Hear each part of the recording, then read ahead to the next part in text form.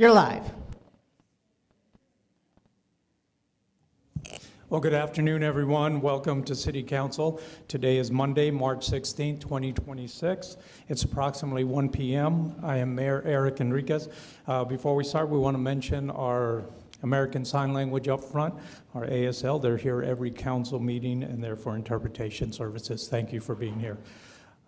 You all please stand, and we'll start with a moment of silence for the brave men and women of the United States Armed Forces as they protect our interests around the globe.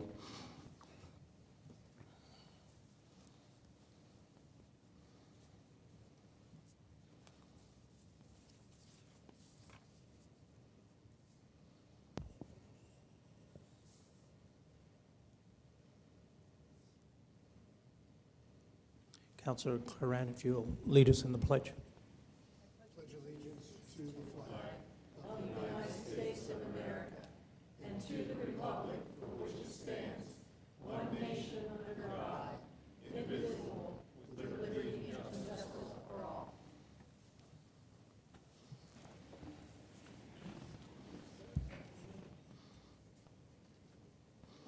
We'll start off with some presentations and proclamations. Councilor Claran.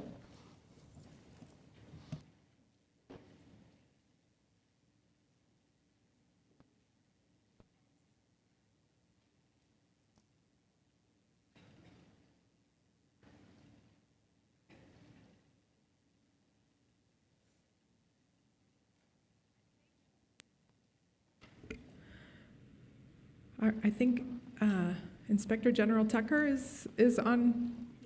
Oh, right here. Sorry, I'm looking up, trying to find you. So I welcome you up to give appreciation for the folks who have participated with the Memorial Day event at Veterans Park. So please, I turn it over to you. Good afternoon, Mayor, councilors, citizens of the City of Las Cruces. My name is Charles Tucker, and I am the IG for the city. One of the additional duties that I have is I act as liaison for the Veterans Advisory Board. Part of my job in this capacity is I look at the activities that happen at Veterans Park, and I help facilitate those.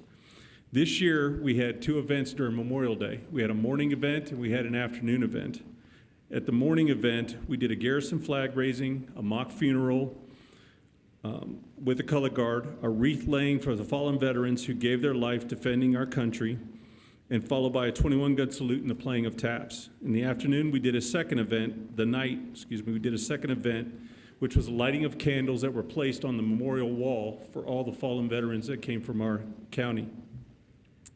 Today, we as a city would like to say thank you to the citizens who provided us services and additional who helped with the Memorial Day events of that day. So first off, we'd like to start with Zia Natural Gas.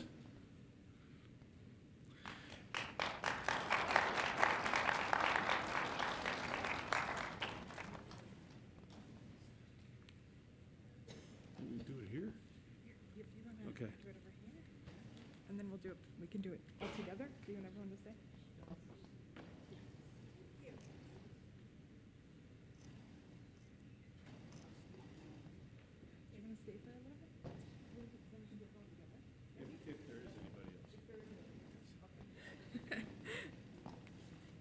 I have three more certificates, but I'm not sure if anybody else is here to collect them. So I'll start off with Flowerland.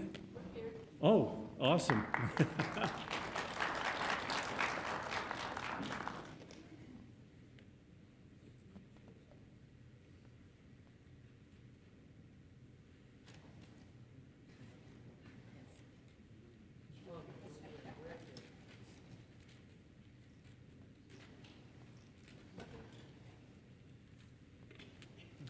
Is there anybody here from Baca's Funeral Home? Okay, well, they helped as well. And Las Cruces High School's Junior ROTC Color Guard. I knew they weren't going to be here today because they're on spring break, but thank you. Okay.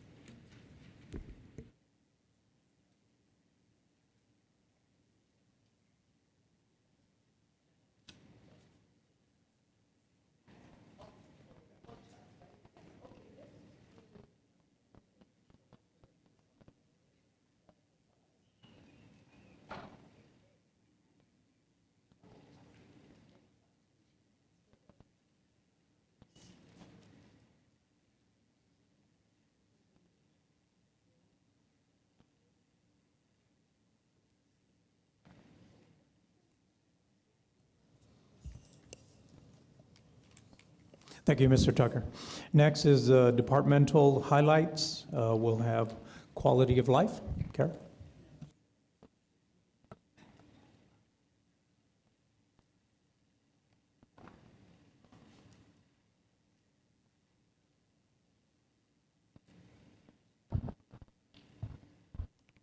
Good afternoon, Mayor and Council and City staff. Carol Bray, Director of the Quality of Life Department, and I have just a few brief department highlights to share with you today. First, I would like to recognize our senior programs for opening the addition to the Munson Center.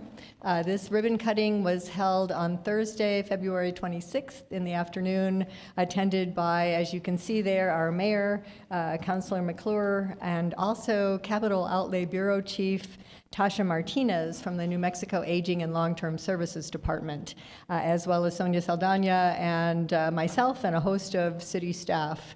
And this 4,500 square foot addition offers a wide range of healthy activities and programs for our seniors. We're very happy to see this open at last.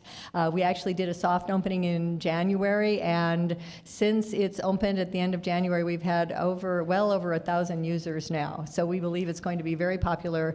We're holding all kinds of exercise classes, dances, and other activities in this space, and there is also exercise equipment that people can come use free of charge. So we're very excited about the opening of that addition. Secondly, I wanted to focus on Las Cruces Public Libraries just a bit. Our library system was chosen as quite an honor to participate in Read Across America Day, held on March 6th. This was a concept developed by a librarian from the state of Missouri, and our libraries were chosen by the New Mexico State Library to be featured in a collection of photos with other libraries from across the nation.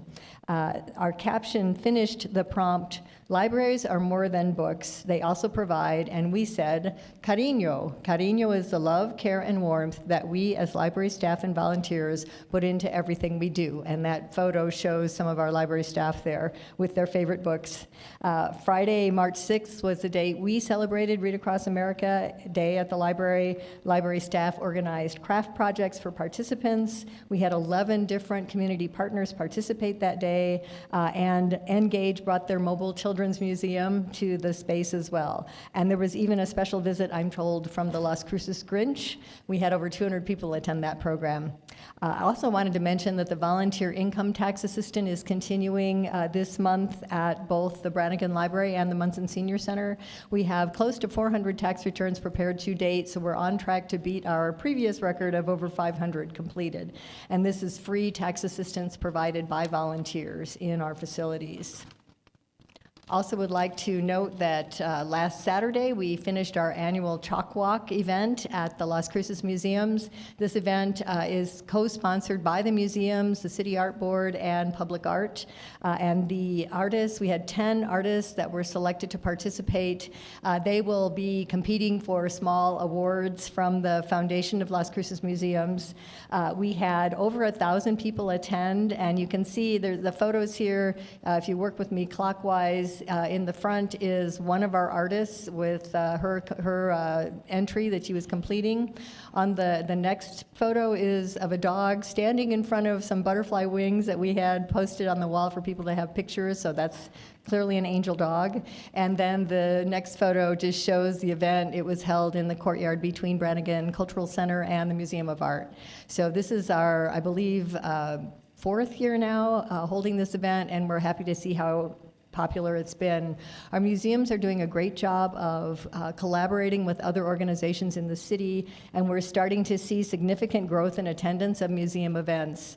For example, attendance for the museums for the month of February of this year was up over 10,000 compared to 6,500 in February 2025. So they're doing very well. And my last slide is featuring the new 5 public art pieces we've installed as made possible by the general obligations bond. So if we go clockwise again, from the top left, we have Forged in Service, which is at Fire Station 6, a very impressive statue of a firefighter in full gear. We have United in Service, which is the crest or badge of the firefighters at Fire Station 1. We have Fire Sentries, which is our newest piece of public art at Fire Station 9 that has not been dedicated yet, but is quite exciting to see, and we will be dedicating that. Then next is Desert Kinship in La Buena Vida Park. These are birds that also look like cactus, depending on how you look at them. And then last but not least are the Dance of Life figures at the East Mesa Public Recreation Complex. These last pieces have not yet been dedicated also, but they will be once the newest part of the EMPRC is dedicated. So that is our presentation for today. I want to thank you for your support, and we will be back with further updates in the future. Thank you. Thank you, Carol. Carol, just one quick question. On the tax preparation assistance that you have at the library, that's also for Spanish speakers as well, right? Yes, English and Spanish, and there are different days that it's available. You can see on our website, both Brannigan Library and Munson Center.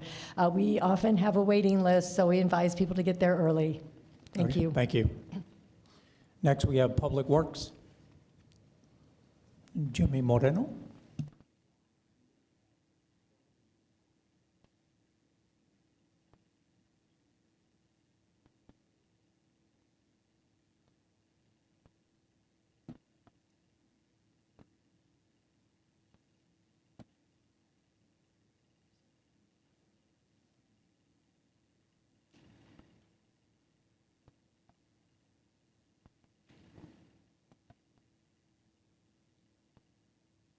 Good afternoon, Mayor, Councilors. Just a brief update on Public Works, and we're going to highlight a project that we recently completed, which is the Cortez Road Reconstruction Project.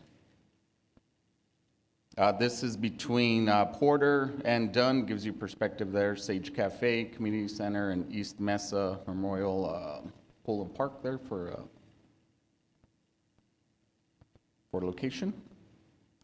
So Cortez Road, before improvements, they didn't have curbs, sidewalks, safe pedestrian or dedicated bicycle facilities. So it was a typical road out in the East Mesa, what was historically left from it being in the county. There was some drainage problems, inconsistent sanitary sewer access, and no adequate street lighting. Some key improvements, it's nearly 1 mile for the entire length. We did have a new roadway. We reduced the driving lane widths for the addition of buffered bike lanes. Also new sidewalks.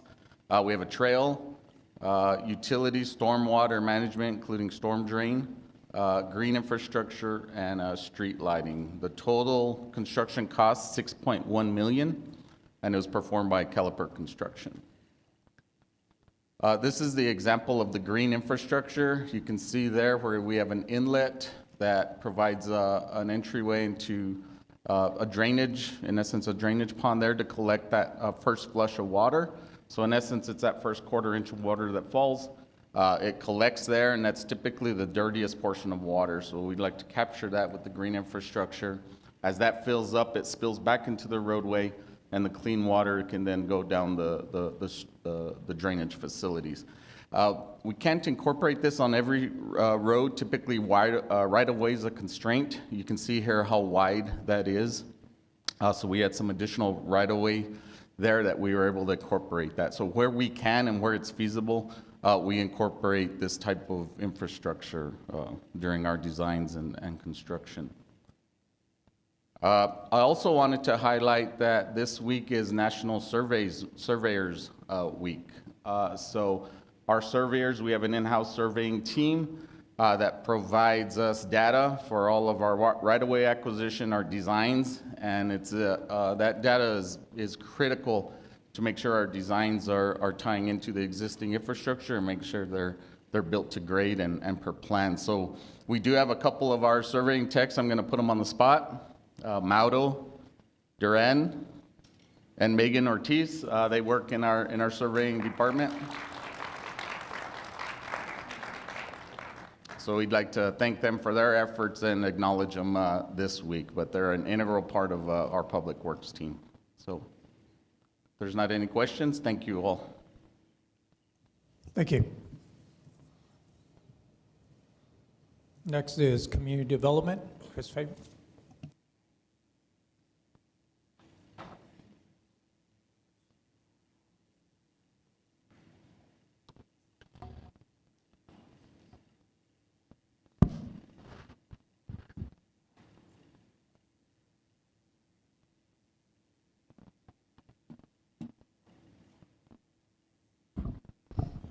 Good afternoon, Mayor, Council.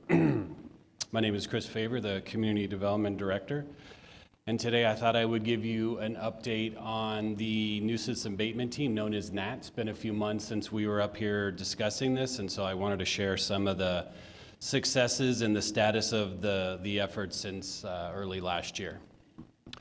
So CD, NAT team, this is truly a team effort. Not only do we have building official who's dedicated to NAT, and that's Kevin Doyle. We have a permit tech too, Eloy Jimenez. We have a management analyst, Nancy Libby. We have a GIS mapping support, Lucas Failure. We have historic preservation specialists because we do have several properties that are in historic districts that we are working through the NAT process with. But we also have great support from PD, codes, fire, housing, legal, economic development. So truly a team effort to move this whole process forward. Just a real quick NAT by the numbers. Currently there are 166 identified NAT properties, and I want to stress identified because we are working through potentially about 600 more vacant properties, and we're trying to determine if they qualify for NAT. So that's part of what the team is doing right now. But through efforts from our team and from codes and PD and fire, you know, that we started with a couple hundred properties, and that's where that 166 comes from. And they are ranging from level 1, which is the most basic owner in place, low level issues that codes can deal with, all the way up to level 3, which is, you know, high priority public safety issues or structural issues that are causing, you know, potential issues for the neighbors. We've condemned 21 properties so far, and so we're taking the approach of condemning properties, boarding and securing, and then working with our legal team to foreclose on those liens, try to get those properties into the hands of new owners that will either upgrade the property or in some cases demolish them and rebuild if necessary. We've recouped about $14,000 in one lien so far. But we have about $151,000 in liens that we'll be moving forward with this year.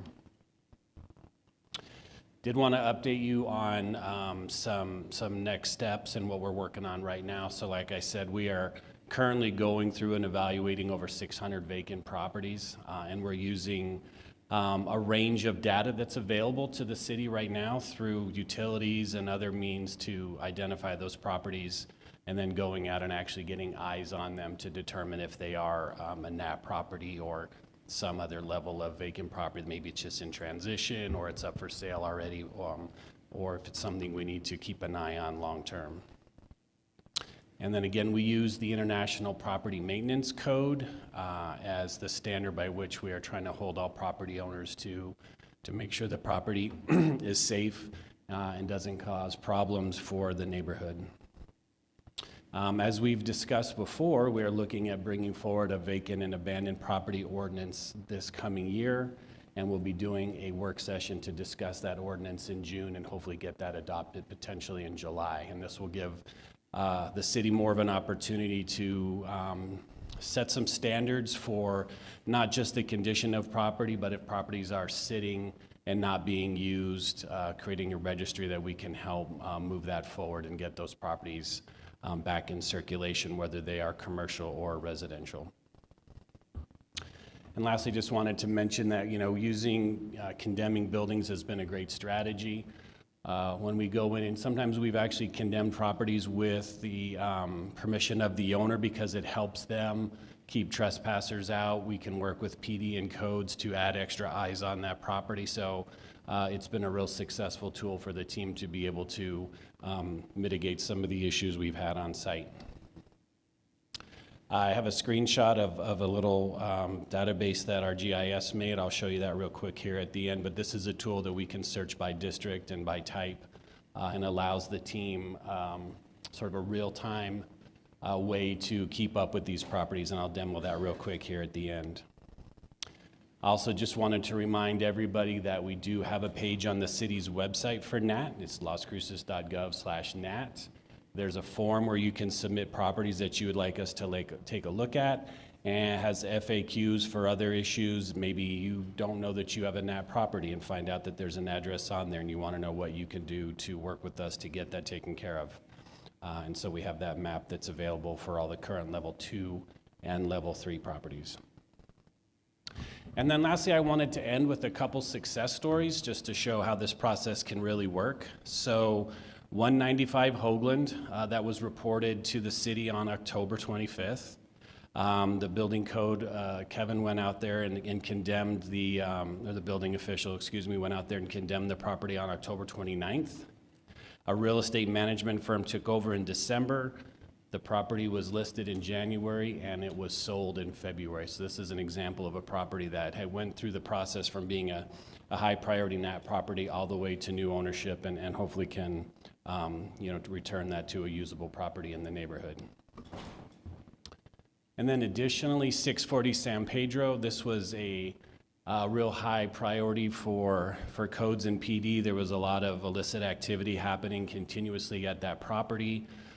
We were able to work with the building owner to get that building condemned, eventually got it into the hands of new owners, and they are currently going through the process of redeveloping that property. It is in the historic district, so they're working with HPC and our historic preservation specialists on that process, and they will actually be going to HBC this Wednesday to get approval for some of the redesign of that property. So just 2 success stories on how this can work when everybody works together to get these properties dealt with. And then lastly, I was just going to show you 2 things. So this is the database that we have. We can go in and search by the districts, and we can see specifically the properties in there, ranging from the different priority level to whether some have been demolished. And this goes way back in our database. It's not just recent activity, but anything in our database that that fell into any of these categories. So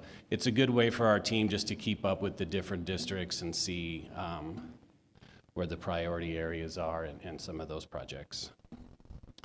And then I just wanted to show the city's NAT page. If you go to property, go down to nuisance and abatement, it takes you to this page, which sort of gives an overview of what NAT does, the FAQs, and then it also shows the map of where all the level 2 and 3 properties are. And that concludes my presentation. Thank you, Chris. Could you please recognize the members Sure. of the NAT team that are here? Yeah, so behind me, I have the NAT team right there. I got Caitlin Beasley, who's the historic preservation specialist.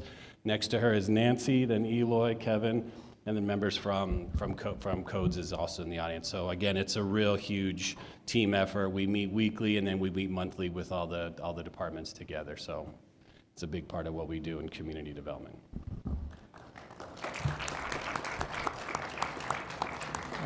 Councilor Bencomo, you had a question? Yes, thank you. Thank you so much, Chris, and the rest of the team. I think this work is really important.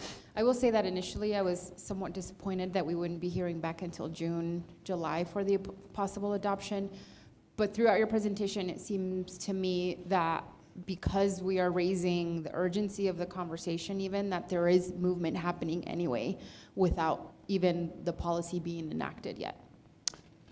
Mayor, Councilor Bencomo, that is correct. Part of that has to do with some of the scheduling just for work sessions. We have a busy work session schedule coming up this spring, but part of it is we're still vetting a lot of those properties that we would eventually will be approaching from the standpoint of that ordinance. And so we wanted to have as much of that data done up front before we had this ordinance in place, so we knew exactly how many properties and who we needed to reach out to when that ordinance comes into effect. I appreciate that, Chris. Thank you. Sure. And again, thanks to the rest of the team. All right, thanks. Thanks, Mayor.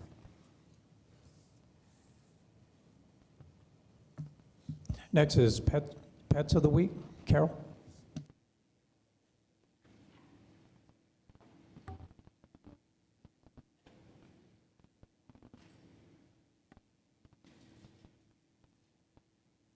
Good afternoon. I'm Carol Nelson, content specialist for the Animal Services Center of the Mesilla Valley.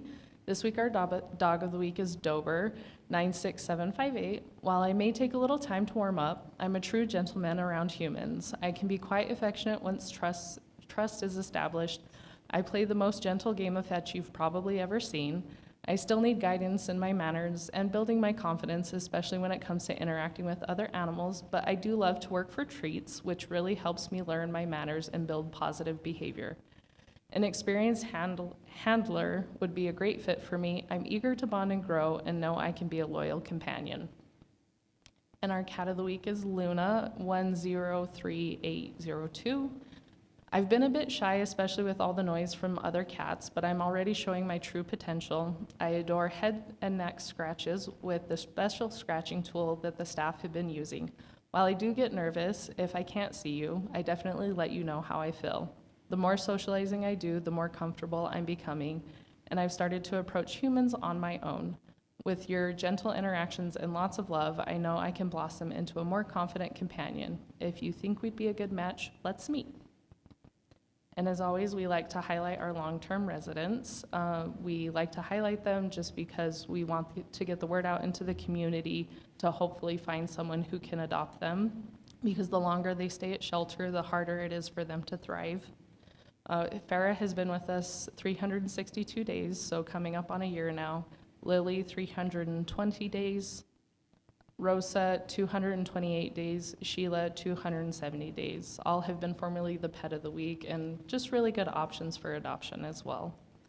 And we have several upcoming events actually, so a little bit new. We're actually going to be at the Wednesday's Farmers Market and also Saturday Farmers Market, so we're excited about that. We'll be there from 10 to 1 both days. And then the following weekend, on the 27th and the 28th, we will be at PetSmart from 10 to 1 as well. So definitely come out and say hi. If you can't adopt, bring someone who is ready to adopt. So our pets would love to see you. And for more information, feel free to visit our website or follow us on social media.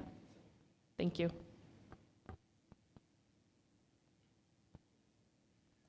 Thank you, Carol. Next is conflict of interest. Does any member of the city council, city manager, or any member of the city staff have any known conflict of interest with any item on the agenda? None. None. None. None. None. No conflict. Thanks. Next is public participation. Katrina will help usher you to the podium. We'll allow up to 3 minutes, no pending litigation or items on the non-consent. Again, remember, speak clearly, directly into the mic and state your name. Thanks.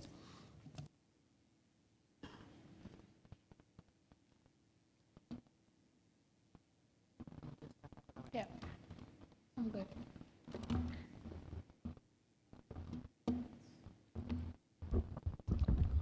Good afternoon, Mayor and City Council. My name is Kathy Stark, and today I'm wearing my Animal Advocates for Change hat.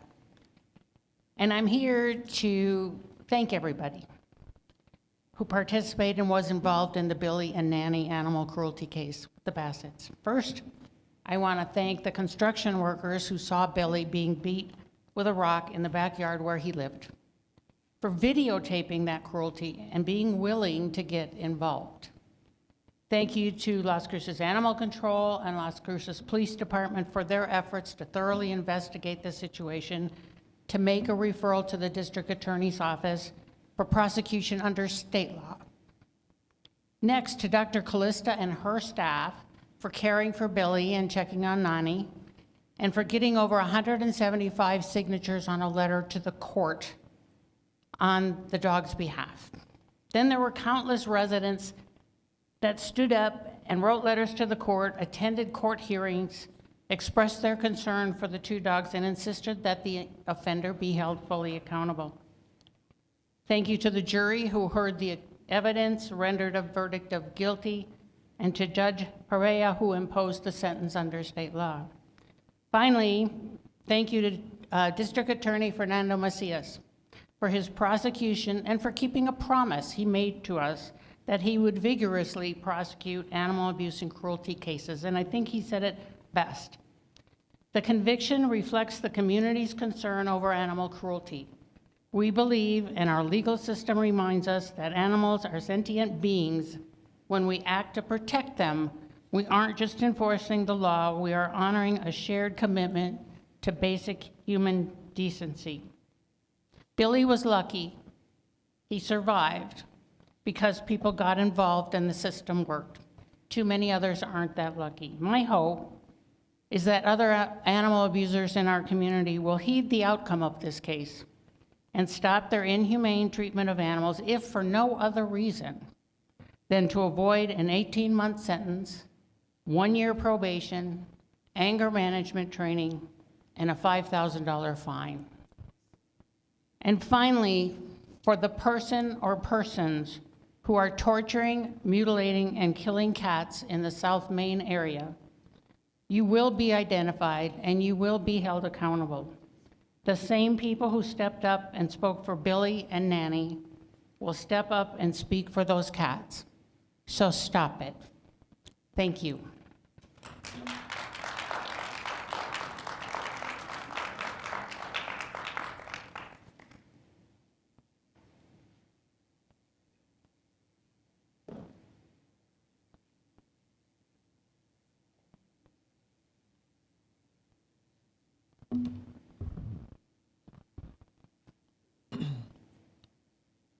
Mayor, Mayor Pro Tem, Council, those here today, those watching online, I'm Lynn Moore, are here to speak in support of full compliance with the lead and copper rule improvements, the federal rule that requires that all lead and galvanized piping requiring replacement be replaced, and requires, among several things, that all of the folks in the city be truthfully and timely informed about the nature of their piping. Any ethical attorney will agree that regardless how hard it may be to understand, or even if you object to a law or rule, you have a duty to comply with it. Neither ignorance nor objection to the law is a defense. Regardless of the size or state of your ego, all council members and city staff have a responsibility to do what's right for all citizens. It's not acceptable for any staff or council member to lie or misrepresent the facts on any subject, whether it's water sampling results, whether a document exists, how the city is really spending millions of dollars in funding, what inspections of piping actually reveal, or whether half the city has been left out. Nor is it acceptable to cover up the truth or hide from the public non-sensitive information that should be and used to be available publicly, but was removed from the public domain when citizens started raising questions about that information, which directly affects their lives, their health, and that of their children and unborn children, as well as their property values. My colleague Liz Rodriguez-Johnson and I go to considerable lengths to provide factual information and raise important concerns backed by solid, indisputable documentation, so you and city staff can be alerted to them and take reasonable actions to address them honestly. On behalf of the many Las Cruces we represent, many of whom you know, we again urge you to put public health and safety first. Unfortunately, it seems clear that current utility staff have neither the interest nor the competence to address serious issues implicated by the rule. A thoroughly honest, competent, and independent engineer with management experience and no connections to New Mexico must be brought in to tackle, with broad-based approach, these far-reaching problems that are affecting Las Cruces water drinkers right now. The consultant the Utilities Board just hired is clearly not this in many respects. What we need is someone who is widely recognized as top in the field of water engineering and management and fully conversant with the federal rule. Thank you for this opportunity to speak.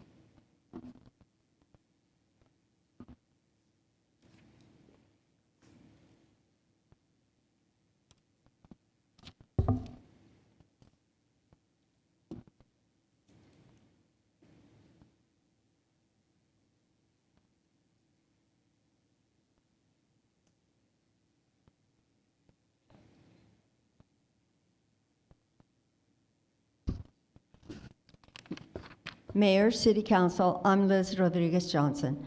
When Las Cruces Utilities applied for the $15 million in funding to assist it in carrying out its responsibilities under the lead and copper rule, it promised to prioritize disadvantaged properties. The city is obliged to repay just a quarter of that $15 million based on its portrayal of the city as severely disadvantaged. The public needs to know that Las Cruces Utilities has classified $1 million homes as disadvantaged. Drawn from a utility spreadsheet provided to the state, Handout A is a list of the properties in the San Andreas Estates and University Estates water systems that utilities designates as disadvantaged. We have looked up estimated valuations for the properties and incorporated that information into the list. 75% in the San Andreas system and 93% in the University Estate systems are valued at $300,000 or more. These are properties in blue. The Utilities Department says all these properties are disadvantaged. It's preposterous because some of these properties are valued at more than $1 million. Yet Utilities classifies them as disadvantaged. This is just the San Andreas and University Estates list. Wait till you see how high they go when the Las Cruces Municipal Water System Disadvantaged list is finished. It's a much larger list, and it's also ludicrous. Note all the don't knows on this list. This information was drawn from the utility's own spreadsheet documenting service lines in each of the 5 water systems. Utilities personnel don't know if any pipes that are now designated non-lead were ever previously lead. Utilities personnel don't know if there are any lead connectors in the piping. Utilities personnel don't know if there is a lead solder in the service line. Despite their claims to the contrary, this shows that utility personnel don't actually know whether Las Cruces has a lead pipe problem. Each of the sheets designated in blue on the University Estates list must be removed from the disadvantaged list. None of these high-dollar properties should take precedence over properties that are valued at less than $200,000. Handouts B, C, and D show more low-income properties that should be inspected first and whose piping, if found to be lead or galvanized, should be replaced first. To do otherwise would be a clear violation of the commitment the city made to receive the $15 million, of which they only need to repay a quarter. We'd like to see some clear progress. We want to see some evidence that appropriate steps are being taken to address these gross inequities. Thank you.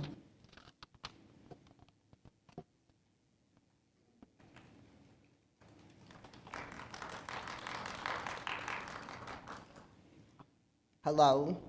I presented recently a packet to the City Council. It was in a messenger envelope, and it was addressed to everybody, so you could... Ma'am, could you state your name, please? Doreen White. And the purpose of that packet was to show 2 things: a chronological history and an ongoing history. Several years ago, I'll get my breath here, I was infused with cameras and chips. I have a decimeter over there that I can, for some reason I can't get it. I have a chip here, and 4 in the back. I have several implanted in my body, and not to mention litigation, but I went up against the state of Mexico. Judge Martin said, it's not like they didn't break any laws. There's no laws to charge them with. And in the meantime, those nuclear particles that was implanted on me is a form of radiation. And the sun radiation marries up with the body. And I probably lost about 60 pounds since I left Missouri. I'm incapable of using social media, a cell phone. My mail is interrupted. And this is the Department of Public Safety, and I call it the Cell Phone Chip Act, because a person can sit behind me with a cell phone and violate me. The cyber minis that rotate around the neighborhood or for military. Sometimes I have 12 to 15 above my home. Ghillie suits in my trailer, running up and down the street next to my home in Missouri, my backyards, wherever I live. So there's a violation of First Amendment, 4th, and 14th. And so I'm here in front of you because the stuff, I'm dying from the stuff inside of me. I have asked for restraining order against, well, when Judge Martin dismissed it, I said, you just gave every law enforcement agency the right to discriminate me, violate my body, and they could stop my heart. And the coroner will say it's murder. I'm at wit's ends, and I wanted to bring it to your attention. And I gave you the package. I'm not sure if you got the package, because a lot of my mail hasn't been received. I wrote to Facebook, Google, because they can do it by a RFD chip. Okay, Ms. White, your time is up, and Okay. we'll follow up on that. Would you do that? Okay, Thank thank you. you. Have a good afternoon. You too, thank you.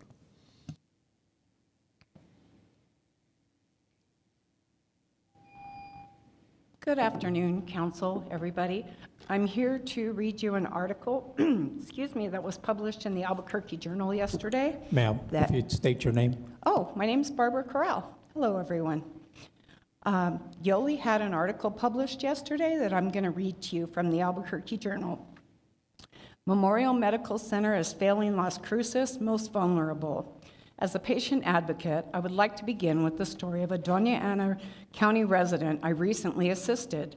This 76-year-old man was born and raised in Las Cruces. He worked over 48 years at 3 local lumber yards, and with his wife of 56 years, raised a family here. After her death from cancer on May 30th, 2025, he didn't even have time to grieve before he was diagnosed with cancer himself on August 7th. I knew this story because I lived it with my parents. This man lost his partner, was diagnosed with cancer, and became a low-income resident in less than 2 months. When his medical bills became overwhelming, his daughter reached out to me. I contacted his provider, Memorial Medical Center, to find out what financial assistance programs were available. I received no response. I then advised the daughter to do the same. She, too, received no callback. At a pre-op appointment, she finally spoke with the supervisor. The supervisor said her father was not considered indigent because he had insurance, but offered a payment plan. No brochures or paperwork were provided. On November 28th, the man instead received a statement from Care Payment, a third-party company. It wasn't a detailed bill, just a charge amount and a due date. I have since provided the family with an attestation of indigency form per the Patient's Debt Collection Protection Act to submit to MMC. In November, I attended MMC board meetings to publicly request their financial assistance policies, a request I have made multiple times since 2021. MMC's 2024 Community Impact Report claims the hospital provided $46.5 million in charity and uncompensated care, yet I cannot get a breakdown of how that care was distributed. This lack of transparency reflects deep-seated issues at MMC, including the controversial closures of its psychiatric ward in 2014 and 2022. My advocacy led me to file Inspection of Public Record Act requests.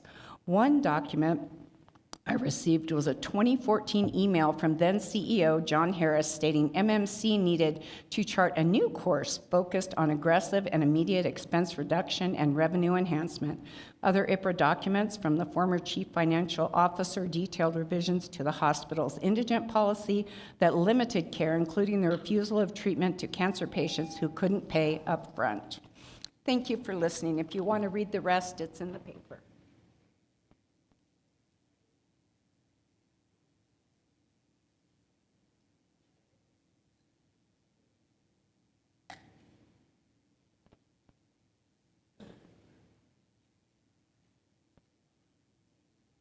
Good afternoon, Mayor and Council.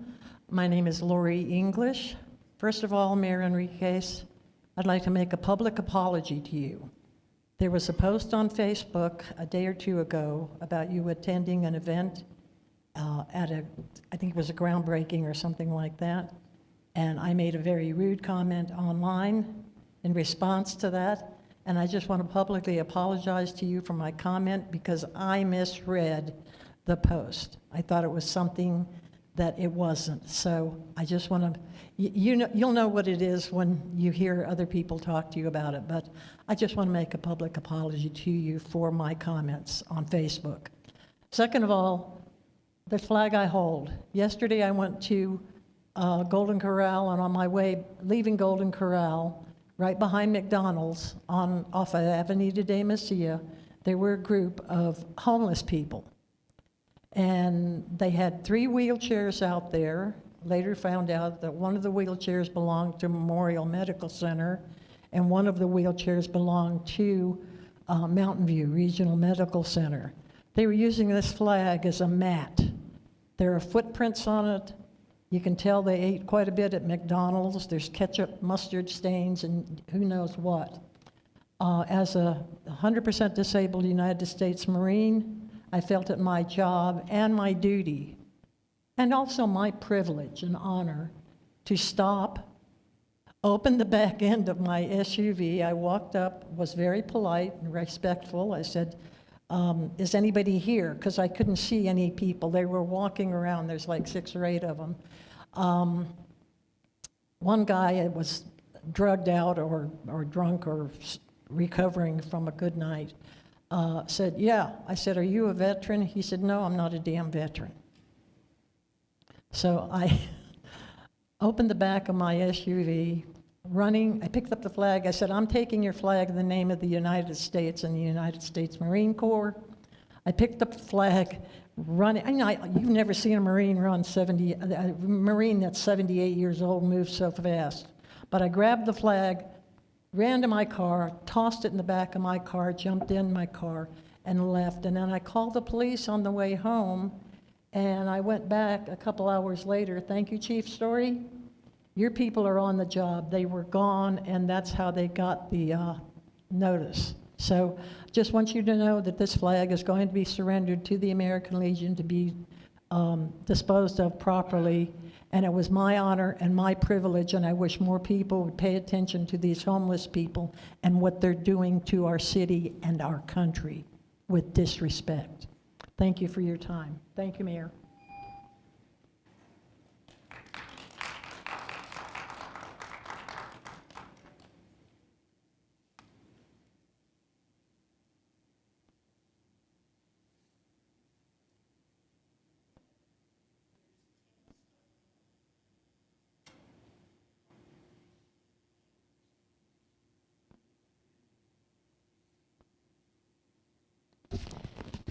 Good afternoon, Council, everyone. My name is Yoli Diaz.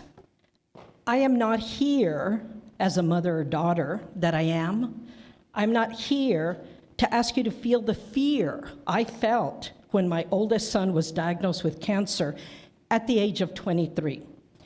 I'm not here to ask you to feel the pain, the loss, the trauma I felt watching my father suffer and die from cancer.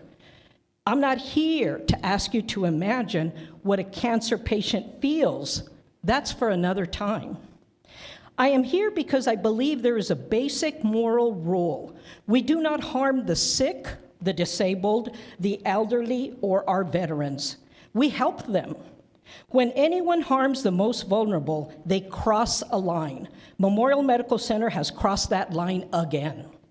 In September 2023, MMC failed to assist a disabled woman enrolled in the Doña Ana County Healthcare Assistance Program when she was diagnosed with breast cancer. More recently, MMC failed to properly screen a 76-year-old lifelong resident born here. MMC created the problems that followed, including exposing themselves to a violation of the New Mexico's Patient Debt Collection Protection Act. Mountain View Regional Medical Center was sued in 2022 for this act and settled for violating this same law in August 2025. MMC should have known and learned from that.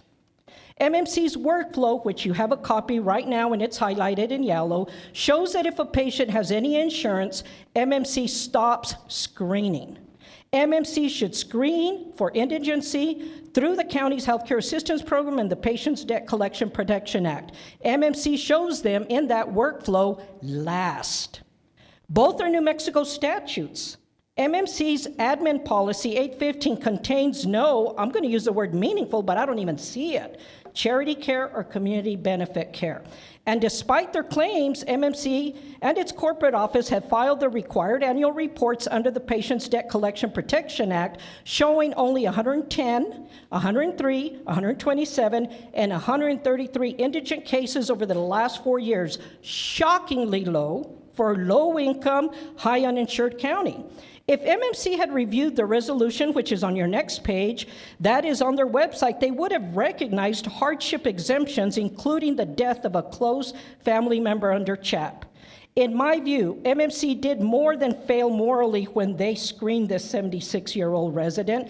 They violated New Mexico law. And as I recall, the lease and asset purchase agreement requires MMC to obey the law. Your attorneys can confirm this. It is past time to terminate LifePoint and bring an operator who puts patients and community above profit. Thank you all.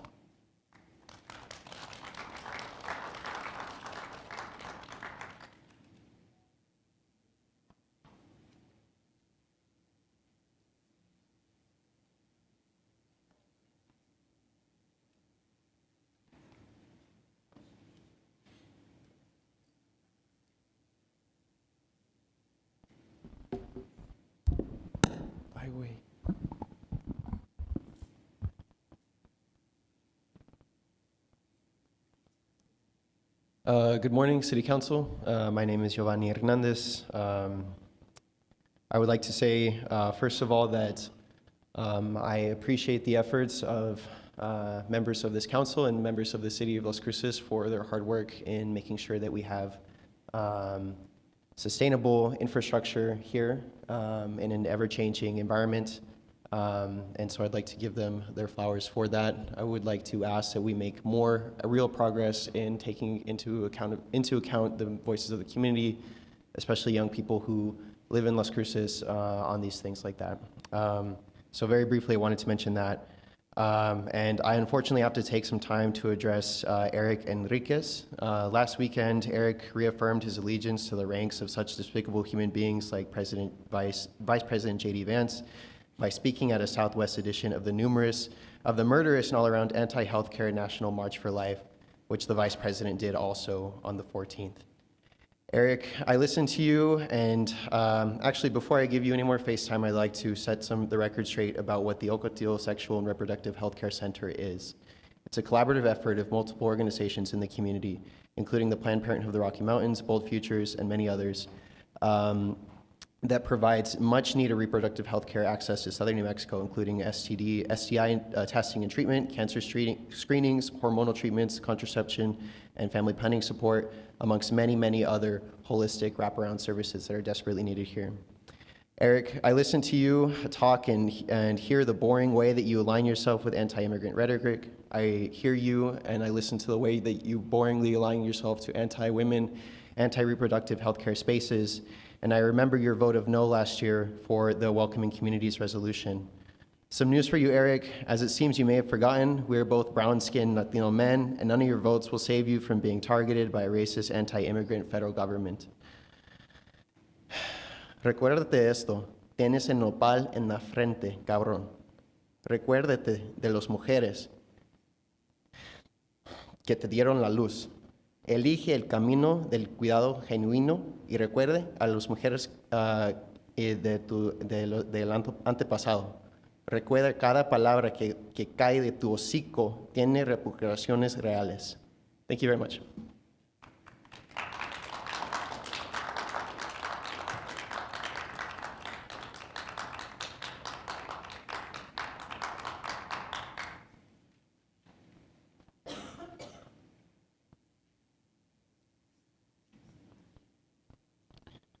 Good afternoon, City Council. My name is Lucas Hernan. For the record, I stand before you as a resident who believes in Las Cruces, our families, our neighborhoods, and our shared future.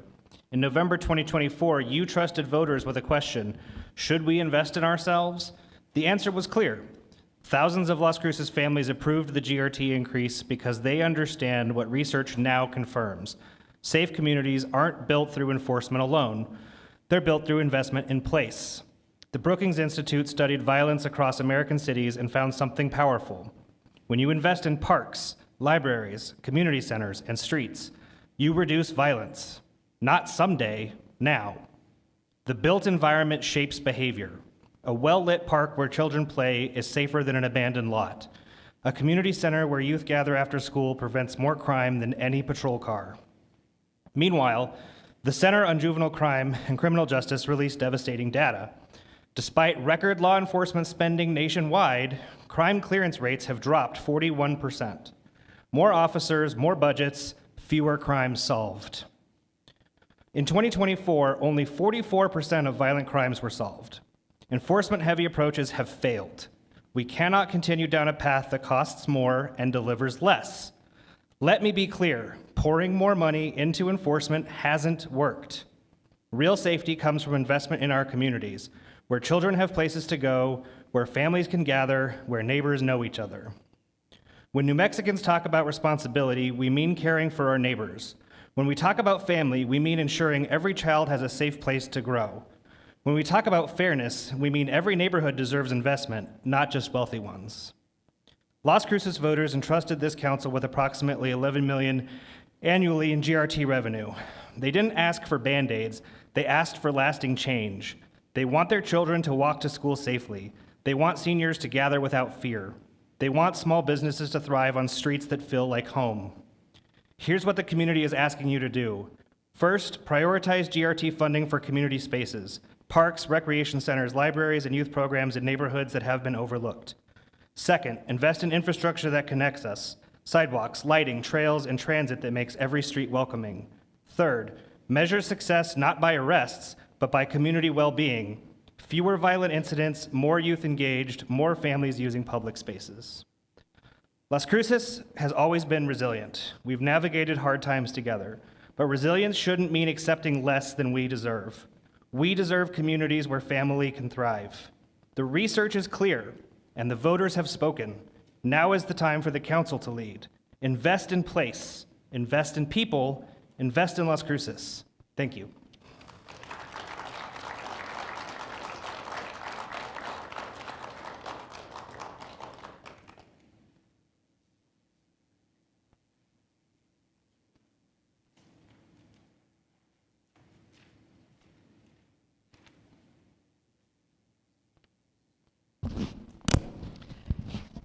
Good afternoon. My name is Diane Starbuck, and I am speaking for myself. Southwest Coalition for Life is a group from Texas that brings Texans to New Mexico to protest against a woman's fundamental right to make her own personal decisions about pregnancy, contraception, and abortions. On this past Saturday, they held a rally to protest the new women's health clinic being built off of Lohman. I was dismayed to see the mayor listed as a featured speaker. I feel that to speak at such an event titled as mayor lends the impression that the city is against the opening of the women's health clinic. With health care already in a precarious state in New Mexico, why would you fight against a new clinic? Are you against health care for women or just part of the patriarchy that wants forced births? Mayor, I support your right to practice any religion you choose. However, I feel strongly about the separation of church and state. Using your position as leader of Las Cruces and speaking at religious rallies is a misuse of authority. Had I known this was your position of denying medical care to women, of denying women the right to make decisions about their own body, I would have never voted for you. Many women of Las Cruces and I are so disappointed in your position and your actions. We thought we were electing a man who supported all his constituents. Instead, we have someone who uses his position to push his religious views on all of us. In your speech at the event, you stated, "I choose life." Well, so do I. I choose the lives of women. If you don't like abortion, don't get one. Regardless of what you think your God wants, you do not have the right to tell half of your constituents what they can and can't do with their bodies. Tell your Texas friends they are not welcome here. Women of Las Cruces do not need men from Texas coming here and trying to restrict our rights. In fact, we don't need any man to tell us how to live our lives. Do better.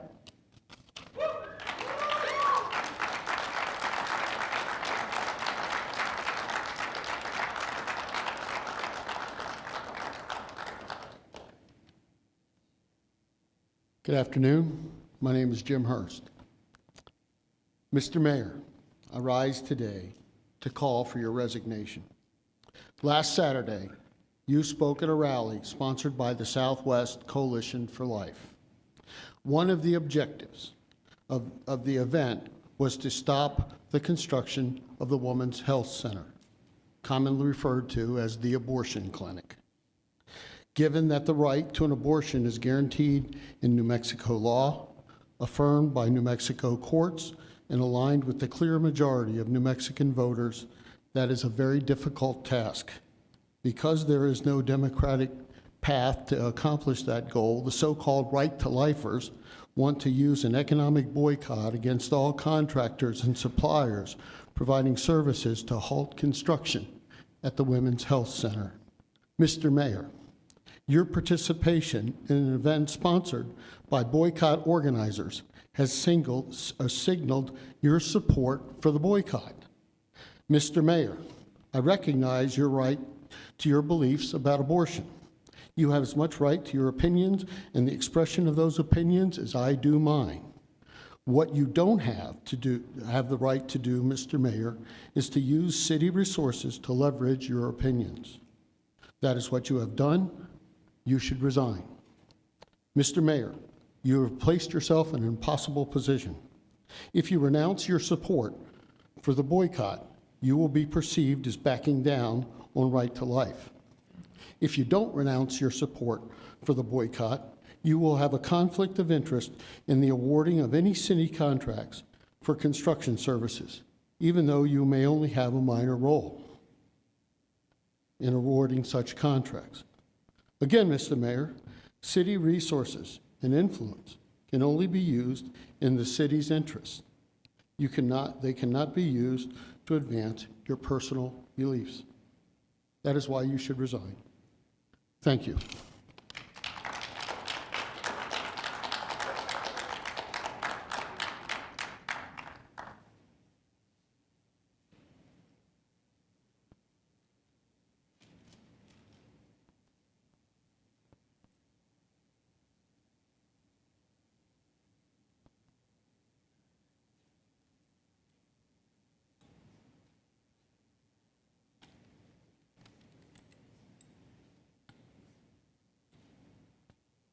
Good afternoon.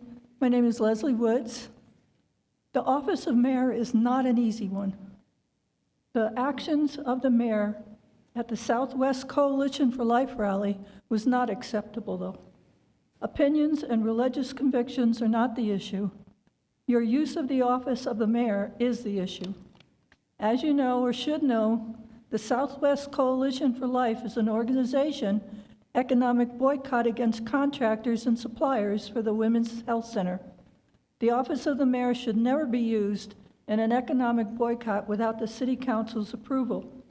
The mayor's participation in the demonstration showed the support of the economic boycott.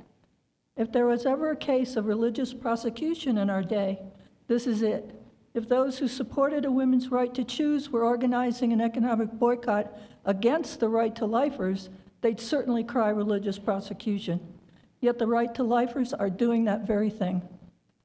You, the mayor, also attempted to suppress the counter-demonstration against the so-called right to life rally when you told the counter-protesters to be quiet. They had as much right to be there and making noise as the right to lifers had to be where they were and making noise. Not only did the mayor try to suppress them, but you did so under the color of law by confronting the protesters while accompanied by 3 police officers. The public of the officials should not be engaged in the suppression of freedom of speech under the color of law. Thank you.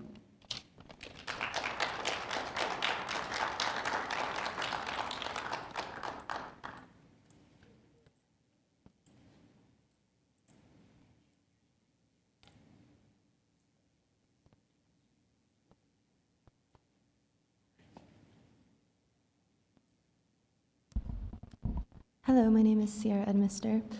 At a lot of these meetings, I've heard adults complain about the delinquent youth while only asking for harsher punishments and more police. This is an ask backed by fear, not data.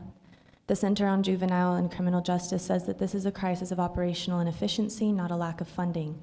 Incarceration rates per arrest are higher today than in the tough on crime 90s, even accounting for temporary COVID-related reductions. 20-year analysis of California's 51 major cities shows that increased law enforcement budgets and personnel correlates with worse clearance rates and more crime. In New Mexico specifically, despite $380 million in state spending since 2021 to increase staffing, crime rates have not substantively fallen. We cannot justify spending money on a strategy that data proves is inefficient. I also heard at the last meeting a long list of all the roles officers have to play, that they're being held to the highest standards, listing counselors and crisis intervention specialists. I think that was a really good point. Police who are spread thin have an increased likelihood of wrongful use of force incidents. Police officers should not be counselors. We should have counselors show up to situations that need a counselor. Inefficiency causes erosion of public confidence in law enforcement's ability to protect communities. If the police want to have a better relationship with their community, they need to ask the hard questions on what would actually make the community feel safer. Anyways, our youth are our responsibility. Juvenile crime does not just happen spontaneously. There are real intersectional issues that need to be addressed. I think that we should view cases of juvenile crime as a check engine light for us that something here isn't working. Instead of funneling funds into a carceral system that would cancel our youth, telling them that they are not wanted and that we will not explore real solutions to these problems, we need to invest in actual solutions, and I hope we continue to invest in actual solutions. More funding to police is not an actual solution. We need to reject the notion that more spending will equal more safety. I took the time to go to the meetings for the GRT and GO bonds, the ones with the stickers and the boards. I tried to go to as many of those as I can, and so did other communities. I saw those boards, I saw the stickers on the boards. There are pictures of the stickers of the boards and what the community members want. So it can be hard to know what the general population wants at like these meetings specifically, because they're during the work week, during work hours. It's really hard to make it to these meetings, but like especially those, and anytime we hear about big decisions being made, people really try to turn up to have their voices heard. So it can be a real slap in the face to see the narrowed down list of proposed projects for the funding and see what ended up on that versus what the stickers showed. So please do not vote to funnel money towards expanding in any way a system that is statistically failing to solve crimes. Reject the notion that more spending equals more safety. Let's put funding to programs that support our youth and address the root causes of crime. Thank you.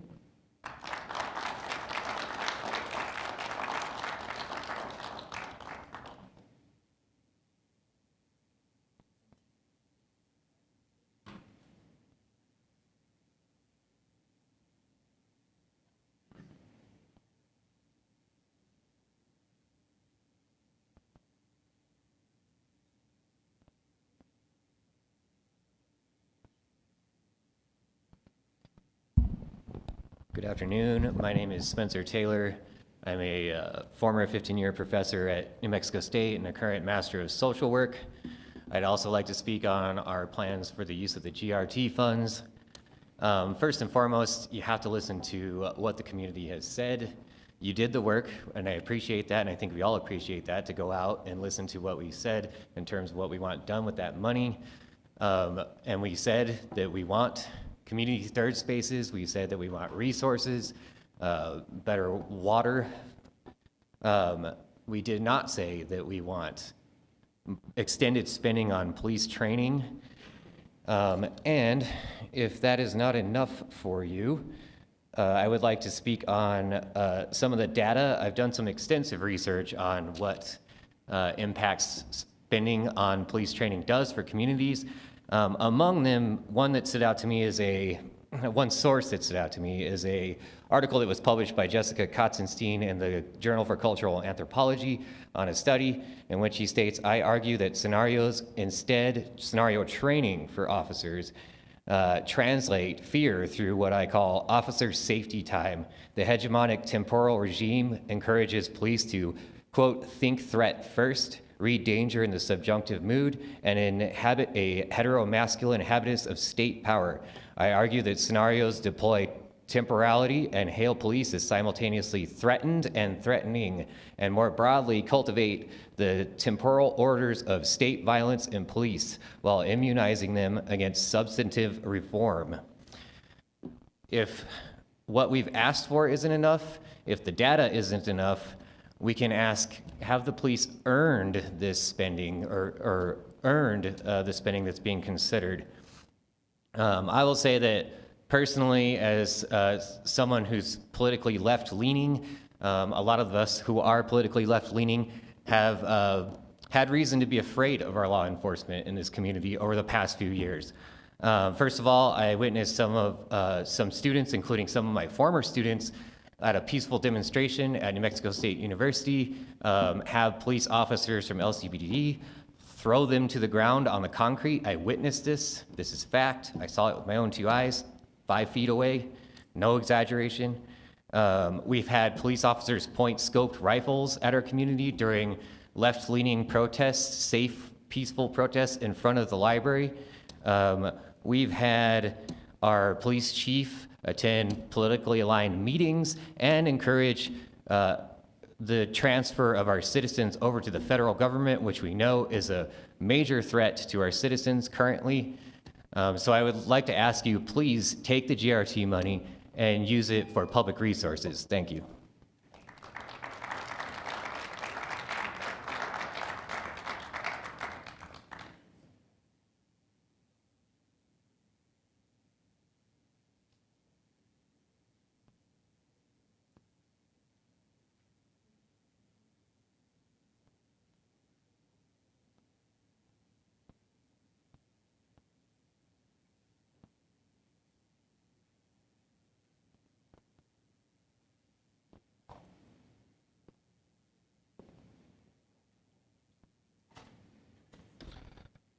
Hello, everybody.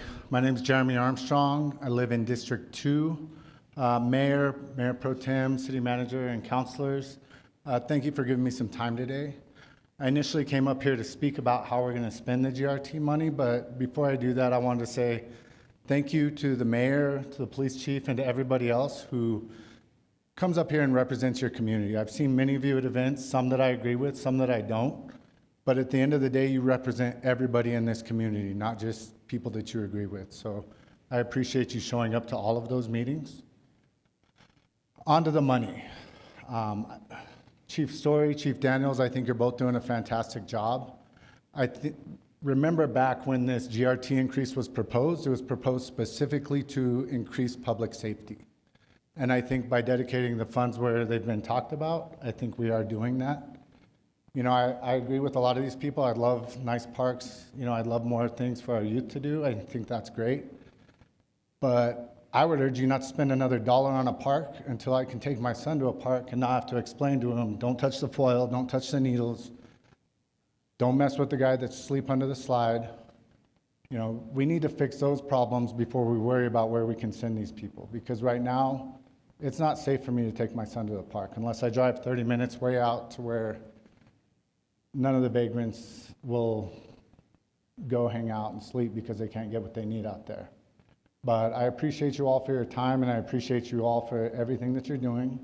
I know a lot of people that feel the same way that I do, and they don't have the opportunity to be here.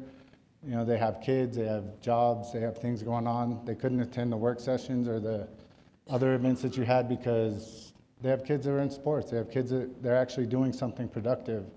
And as much as they would like to be here, they can't. So I'm here to speak for them, and I hope you all have a fantastic day. Thank you for your time.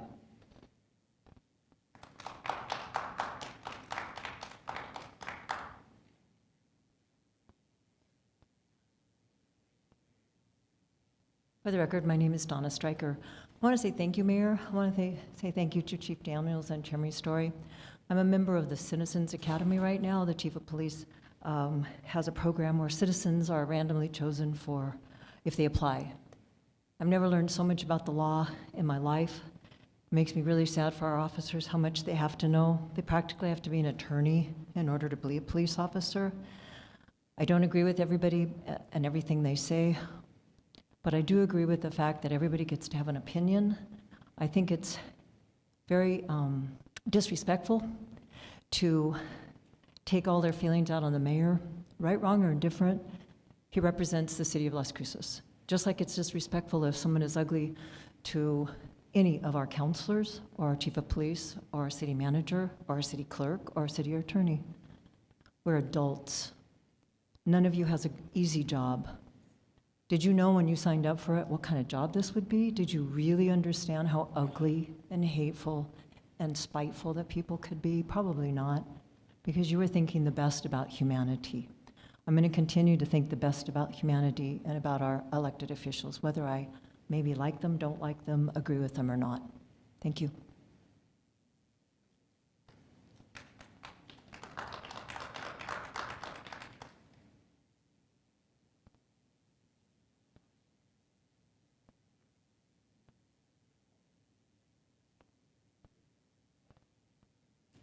Hello, Mayor, council members. My name is Indira Kastner, and I'm an NMSU student, and I'm here to support my fellow NMSU, cohorts, staff and people to really kind of come from a different direction. I am a little bit more in the middle. I can sometimes be conservative in my views. So I'm a perfect example of how it's not necessarily always left-leaning that has concerns about the GRT. So that was brought to my attention.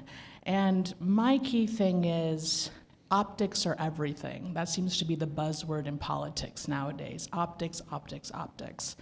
And despite any other topics and issues, I think what's super clear here is that there was an opportunity for the community to speak out and express their desires of what they feel is important for the community.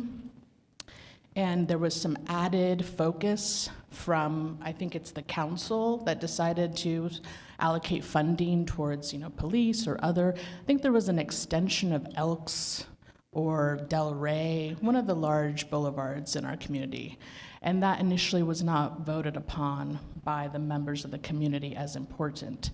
So my key thing is really about explaining, why did we make this decision as a council, as a mayor, to add these two items? I have military and police in my family, so there isn't really a me against them situation or rhetoric. It really just boils down to clarity, complete clarity as far as why those funds were allocated to something that appears that the community didn't vote for. So I'm maybe a small demographic of students that we just want to understand what the process is, why the council decided what they did, because it appears that it's going against the people's voice and choice and decision. And that's really all. So I appreciate civil service. I appreciate the opportunity to speak to all of you, and I hope we can get some answers. So, because if not, then the mob starts to get created and the pitchforks start coming out, and it could just be misunderstanding. So that's what needs to be clarified here. Thank you.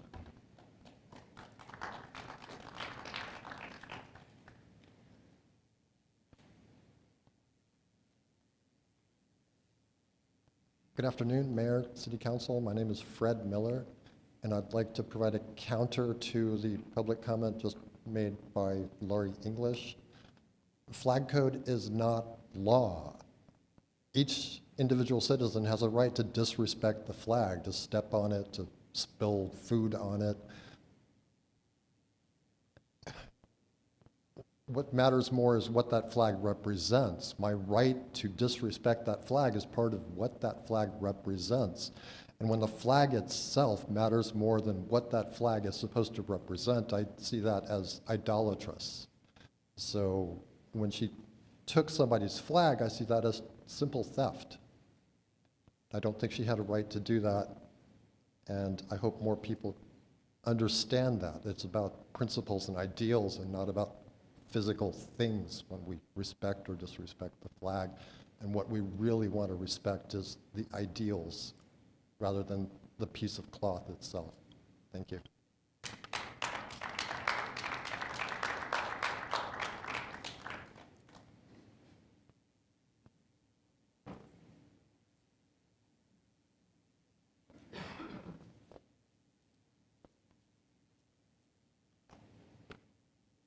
Good afternoon. My name is Josh Sutton. I've been living here in this beautiful town since February 10th, 2021. I retired from the Air Force this year, and about a year ago, I opened a small retail and sports shop called Compa Skate Shop.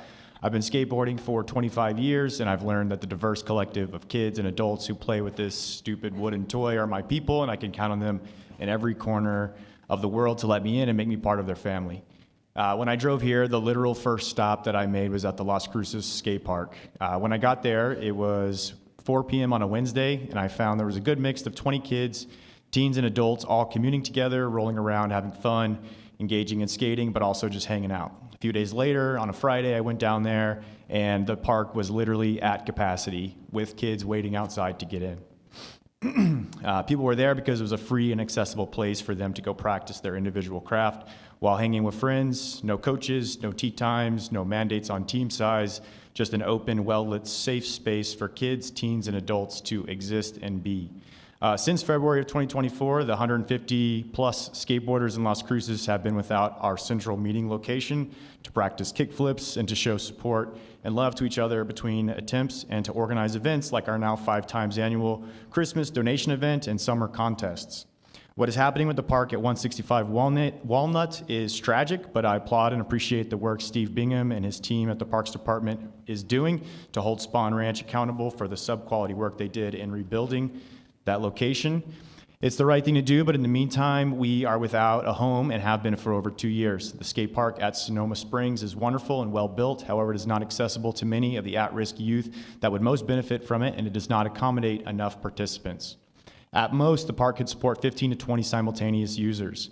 I've been listening to these public input meetings for a few months now, and the thing I keep hearing is that juvenile crime is a big problem, and heck yeah, it is. Let's give these kids more free, cool, accessible things to do. Studies across the nation over the last 5 years show a direct correlation between access to skate parks and a reduction in juvenile crime. As they say, idle hands, and I guess in our case, idle feet, do the devil's work.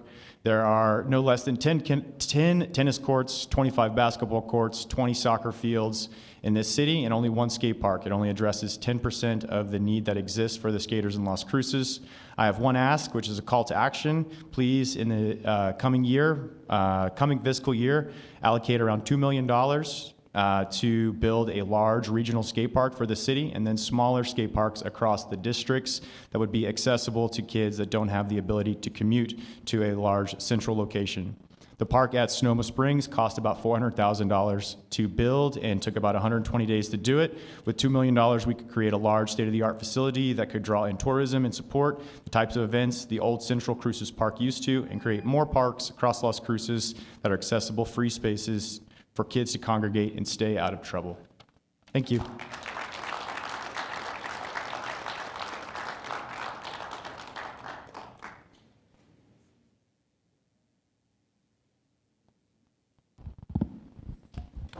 I'm a little shorty.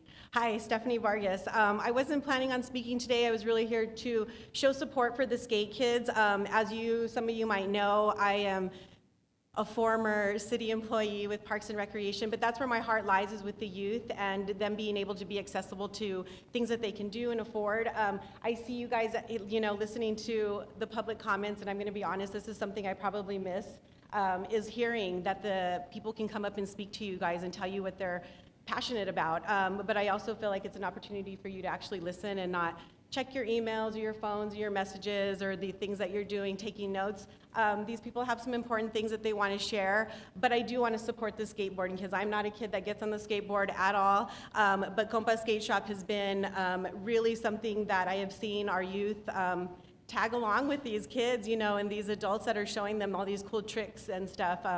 I normally focus out in the county area, and I'm seeing how those small skate parks are being used, and this is definitely where the city can jump in and help the youth out a little bit. So I just want to show support for the youth programming and what we need to do for the kids.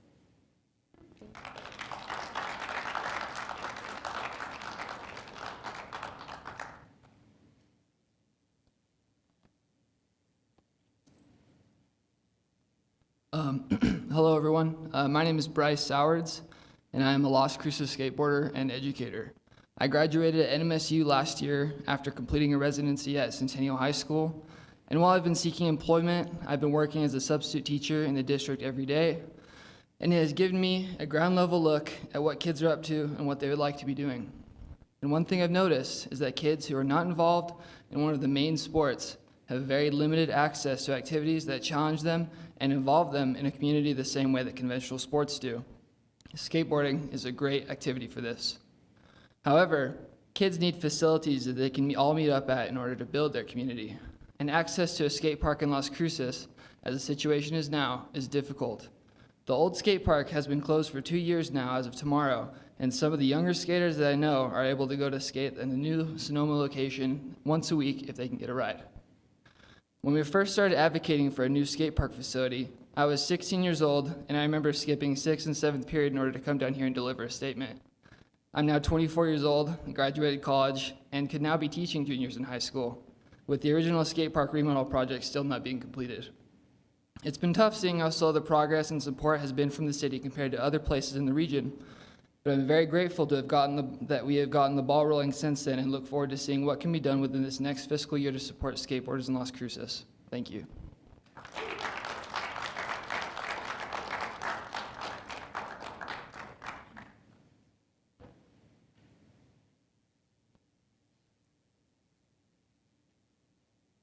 Good afternoon, everybody. I wasn't planning on speaking either, but my name is Cass Hewleberry. I'm a student at NMSU. I'm a junior. I'm actually encouraged to come here by New Mexico Dream Team, which I think is a little bit in the back over there. I'm also a skateboarder, so it looks like this is a very, like proof that there is community here. I'm a not well known, hopefully not, but I'm a very active member of the community. I'm at the library probably 5 times a week. So the youth delinquency, we're at the library. I don't know where the delinquency is, but I skate to the library. I'm active with the NMSU school system, and I try and advocate. So if you see me around at protests, I'm sorry in advance. I'm very vocal. I'm not very aware with everybody in the seats, but it's nice to speak with everybody, and it's good to see that the community is real people, and I love to see that everybody is here today.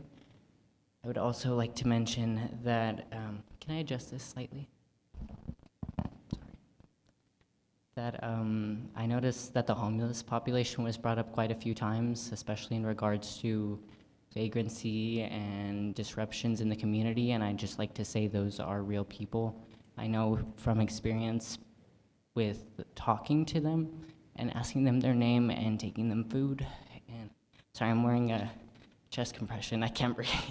But yeah, they're real people, and it's 30 seconds of time usually is enough at a red light to stop and give them food, ask them how they're doing. Hi, I'm sleeping under a bridge tonight, but you're the best part of my day. So I don't know. I don't really see them as vagrancy. Sorry, I really can't breathe. I have personal experience. My girlfriend was homeless. She came from New York. She is now here. She now has a New Mexico library card, which I'm very proud of because I influenced that.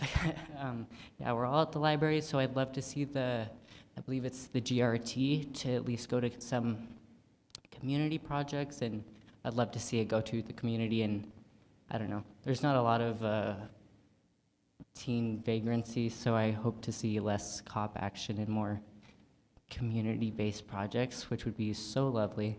I'm also with New Mexico Dream Team as well, so if you see anything from us, it's probably all of us, but thank you so much for your time. It was nice to speak with everybody. Thank you.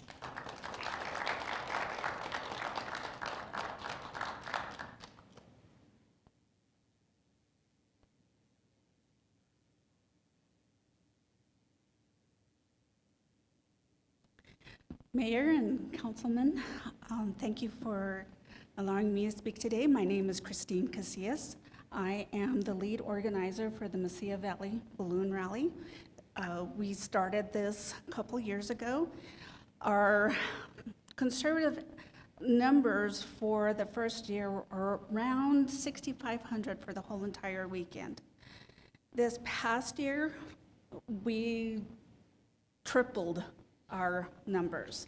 There was a lot of attendees, and we expect to continue to grow through this next year. We are going to be at capacity at Field of Dreams for this year. We are looking at how to mitigate a lot of the safety issues that were brought up, not only by the fire marshal and also by spectators.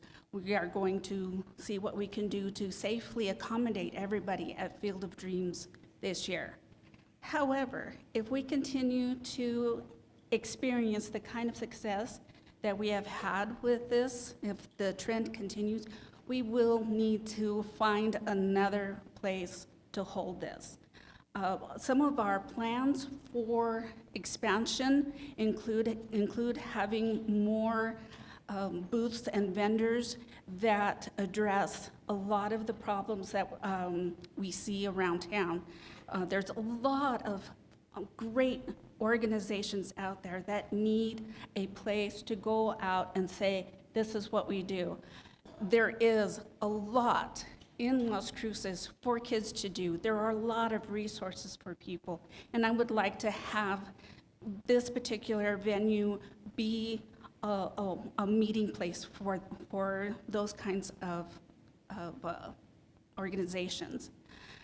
The other thing that we're planning on doing is including more schools for our Friday morning ascension, so that way more kids who are not able to go to Albuquerque can see hot air balloons up close. Let me see, what else? There's just so much we're going to be doing and expanding this year. But I just wanted to let you know that I am very grateful to be a citizen of this wonderful, beautiful city. It's my hometown, and I'm very proud of it, so I want to say thank you.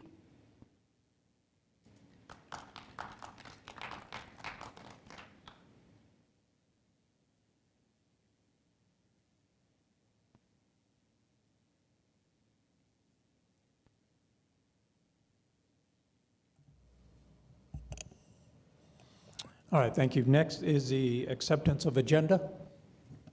Move to accept. Second. This is on the motion to accept the agenda as presented. Councillor McClure? Yes. Councillor Matisse? Yes. Councillor Harris? Yes. Councillor Bencomo? Yes. Councillor Coran? Yes. Councillor Munoz? Yes. Mayor? Yes.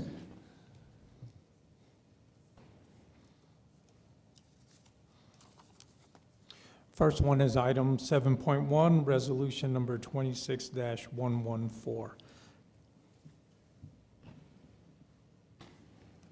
I need a motion. Move to accept. Second.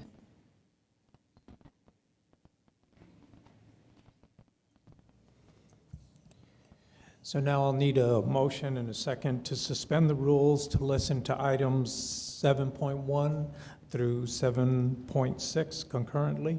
Move to suspend rules. Second. This is on the motion to suspend the rules to listen to items 7.1 through 7.6 concurrently.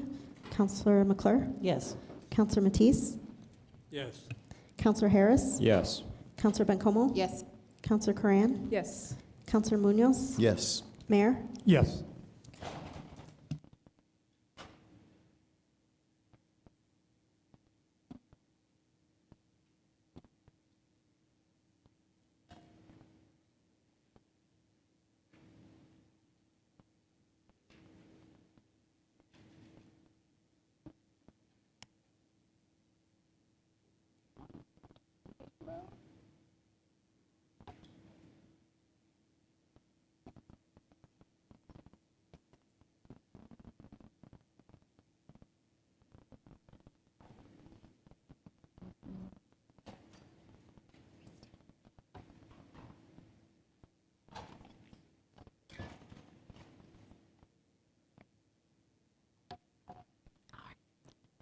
Good afternoon, City Manager, Mayor, and Council. My name is Blair Flores, and I'm with the City of Las Cruces Economic Development Department. And today I'll be presenting on the tax increment financing, or TIF, for the city's metropolitan redevelopment areas.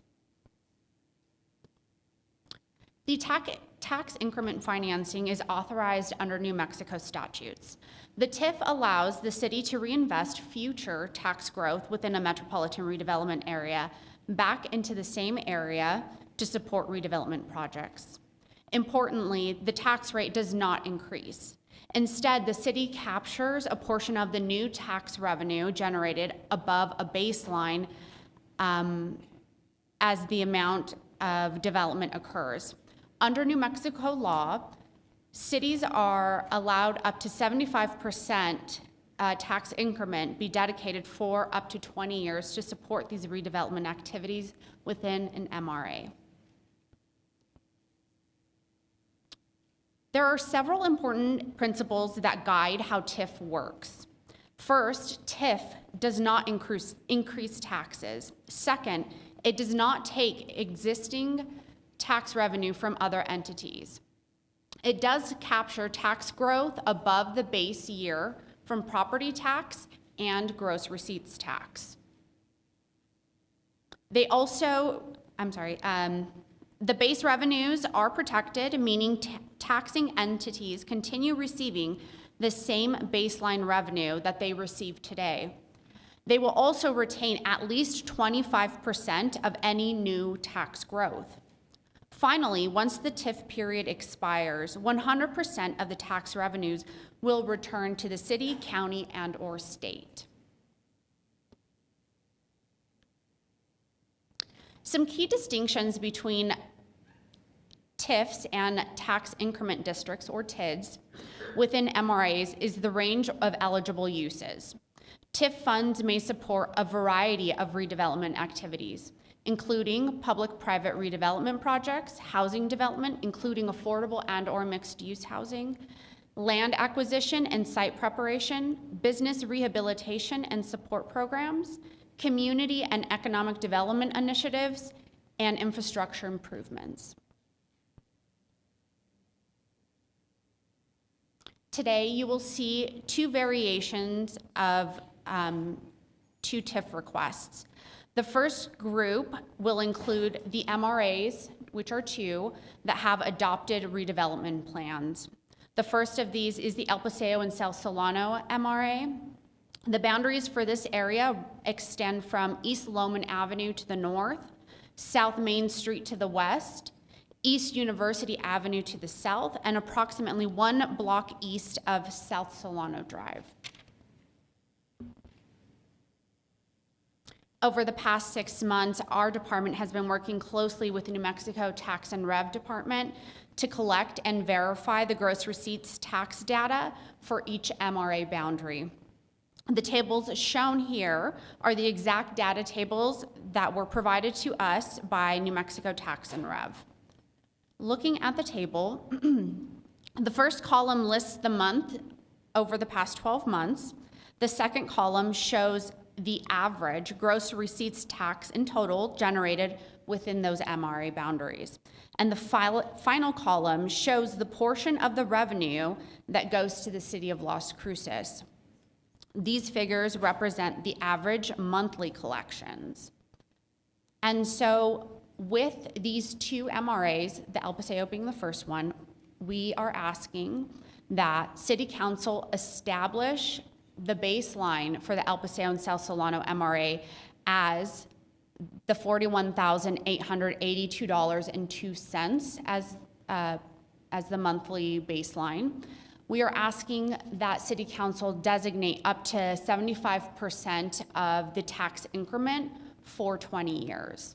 And lastly, we are asking that an internal fund be created specifically for this MRA to receive the GRT from New Mexico Tax and Rev.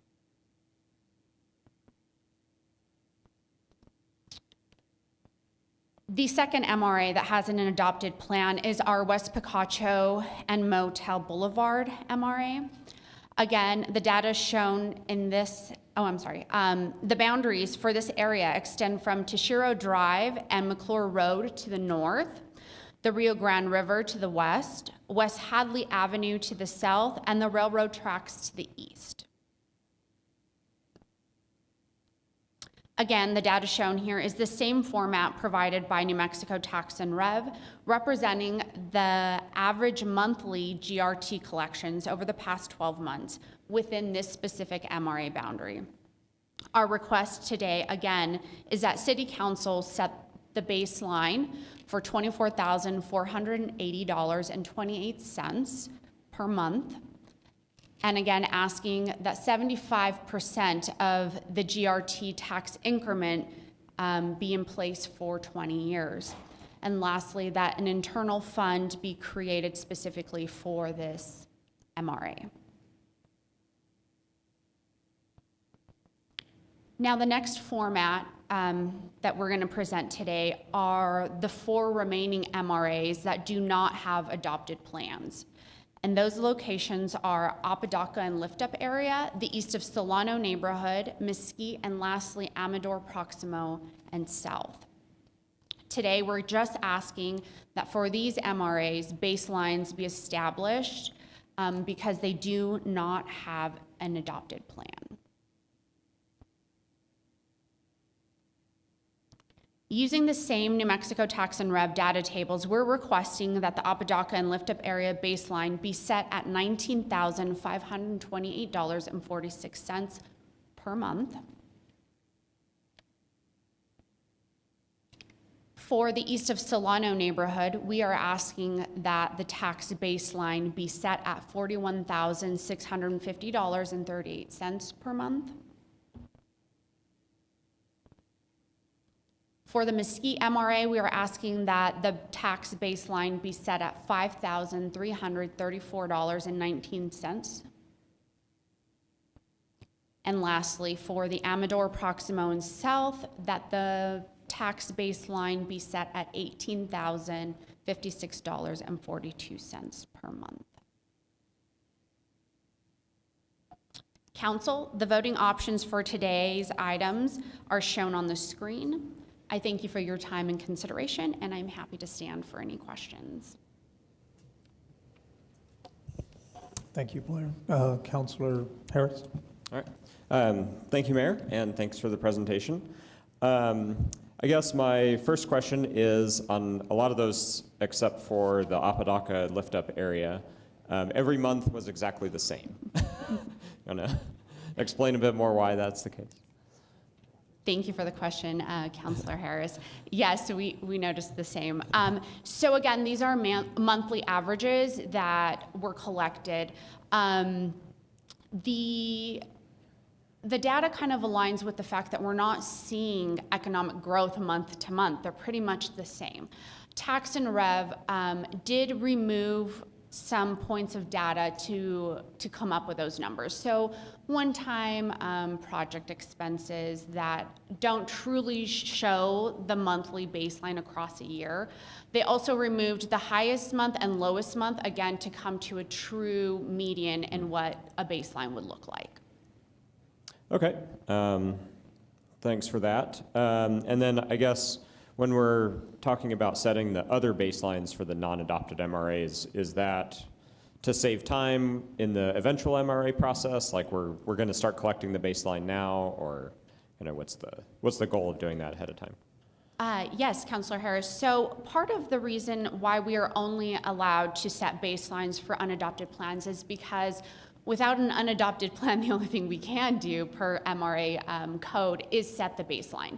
So again, we worked with Tax and Rev to collect that data over 6 months for all of them, but also by setting the baseline now, any growth that happens because of simply the awareness that it's an MRA, that economic growth will be captured when we are able to begin the TIF. Also, the 20-year timeline of collection does not begin until we have submitted a resolution and an adopted plan to Tax and Rev. Got it. And then the 70, so our 8 point whatever GRT rate, the 75% of the increment is 75% of the absolute increase, so the state is giving up some of its share and the county is giving up a little bit of its share? So where we are right now, Councilor Harris, is we are coming to the city to discuss our portion. This is kind of the first initial step. So once we have this resolution, we provide this to New Mexico Tax and Rev, they will start working on the city's portion of the GRT increment. Our next step will then go to county and begin working with them on the property taxes, and then we will be requesting a portion of their GRT. The state just updated their requirements for requests for GRT. That is a little more complex. We are going to determine how to attack that. But yes, in theory, we can as well ask for up to 75% of the county and state's GRT as well. Cool. That's all I got. Thanks. Thank you. Councilor Curran? Thank you. My questions were kind of similar. Thank you for presenting, and it's good to see you. Good to guys see you. Here. Thank you for presenting. I'm excited about this, except I just sort of to follow up on what Councilor Harris was asking, I don't completely understand. So if the revenue, in my mind, am assuming like you don't have to think about, you don't have to go down this path with me, but I'll get to a point at some point. But in my mind, the revenue steadily increases over time. The rate of increase might be varied, but inflation, a myriad of things affect how we take in GRT, but pretty consistently it goes up, barring any terrible things happening. If we use the baseline of this point in time right now, are we at all disadvantaging ourselves? Like, maybe it would be a little bit more the next year, right? You know what I mean? If we used this year's data, instead we're using the time period that you got from the tax and revenue folks, which I understand. Also very suspicious of the fact that it's the same all the time. I would hope we don't have to we're not like, oh my God, we're behind, oh my God, we're ahead. It's because we used an average. But is there any disadvantage to us saying at this point in time, we're basing these on this, like the baseline could be higher next year? I would say the Mesquite one is the one that's most interesting to me, and it's such a low amount, which could be dramatically changed by one economic change or one large business moving into the area and opening and creating new GRT revenue. Are we shorting ourselves in any way by setting the baseline now when perhaps in a year that might be different? Or can you talk a little bit about what the timing of setting these baselines is as it relates to the potential future income, I guess is what I'm asking. Of course. Thank you for the question, Councilor Curran. So one thing to consider is that each MRA is very different from the others. So for example, if we're just using Mesquite, that's a very different area in comparison to El Paseo, number one in size, but number two in industry, and the ratio of commercial versus residential. So it's hard to compare apples to oranges in that sense. And then also there's different industries in those areas. So some create more revenue for GRT than others. But in terms of setting the baseline, I actually think that setting the baseline now before any additional economic development happens benefits the TIF and the city. Because right now it's stagnant, so to speak, where as we spread awareness that there's opportunities to come in these areas, that's very attractive for new development. I hope that answers your question. It does, and Okay. so then we will be recouping the 75, hopefully up to the 75% going forward. So the lower than perhaps what it will ever be in the future baseline doesn't harm us. So that's correct. Okay, thank you. I just wanted to get clear on that, and I appreciate your insight and expertise. So thank you. Thank you. Councilor Bencoma? Thanks, Mayor. Thank you so much. I've been anxiously waiting for this data, so it's so good to finally see it today. And thank you all, your team, for the work that you've put into this. I really am so grateful and excited. You know, I had a very similar question to this, and I'm curious if the downtown TID ever like, if in the years it's been established, if the baseline was ever changed, or once it's changed, is that forever? And the reason I ask is similarly, I was wondering, right, like the hope is that in 5-10 years, we're building so much new GRT activity that could potentially change. And so I am just curious about the downtown TID and if that ever it stayed the same the whole time. Actually, Councilor Bencomo, I am not overseeing the TID. I know that Chris Favor was a huge part of that and continues to be a huge part of that. Would you like him to? Here comes speak on that? Elizabeth, Oh, okay. actually. Or Elizabeth as well. Thank you. Good afternoon, Mayor, City Council. Elizabeth Teeters, Economic Development Director. I've actually talked to Tax and Rev about this, about the potential of turning the TID into the MRA, like switching the TID to a TIF in the future, and they said we can use the same baseline whenever that happens. That's already established. Right, but my question is, did it ever change the baseline that was established for the TID? Sorry, now I'm going to defer to Chris. Gotcha. Just kidding. Mayor, Councilor Bencomo, Chris Favor. No, the baseline was set, I believe, 2006 or 7, and it's remained the same since. Yeah. Okay, that's interesting, and it's never really been, if anything, I mean, the TID is doing great, right? I mean, I don't think that's been necessarily a negative thing. Mayor, Councilor Bencomo, yeah, and in recent years, we've seen a real uptick in revenue. I don't know that there's ever been discussions about readjusting that baseline, but to this point, no, we haven't. But not because it's not allowed. Mayor, Councilor Bencomo, you can always go in and re-look at that at any point in time, and there were some discussions early on, but ultimately there was never any real attempt to, but we certainly probably could if we wanted to. Sure. And I'm not suggesting it, I'm just very curious about, just FYI, I'm not suggesting it, I'm just curious about seeing this today. Obviously, I was not here with the TID, and so seeing this today, I just had the same concern that Councilor Corrin had about, and that's not really a concern, it's mostly just curiosity. So, thank you. Sure.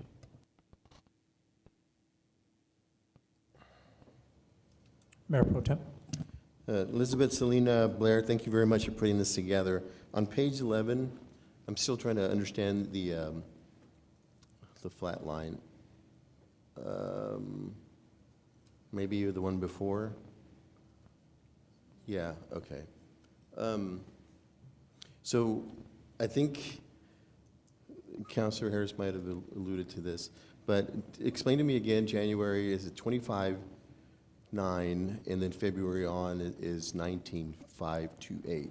So that anomaly, is that seasonality? That's kind of why that's different? Mayor Pro Tem Munoz, thank you for the question. So we spoke to New Mexico Tax and Rev, and we actually looked at this area specifically because we are in the RFP process for this particular area. So this will be our next area going into planning. Yes, they accounted for the holiday season for that. Again, they were pretty diligent in digging through the raw data. They did send the raw data to us. It was a lot of information, but we got to see the industry breakdowns of how these numbers came about. And this area in particular, they went through and there was some invoices that were paid for minor construction, and they were like, that's really gonna affect the baseline when it was a one-time expense. So they pulled that out, but they did keep in January, and that had a lot to do with the holidays in that particular area. But then the remainder of the year pretty much looked just about the same. Fairly flat. Okay, thank you.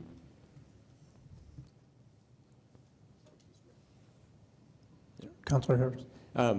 Thanks. I have one other clarification just to clarify it for everybody. So it is, when we're taking our 75% of the increment, we're getting 75% of what is above the baseline in the future, and we're putting it into a special fund to do stuff in the MRA. So I just want to be clear that it is to our advantage to have the baseline as low as possible and to not ever adjust it upwards. Councilor Harris, that is correct. Okay, yeah, just wanted to. Thank you. Thanks.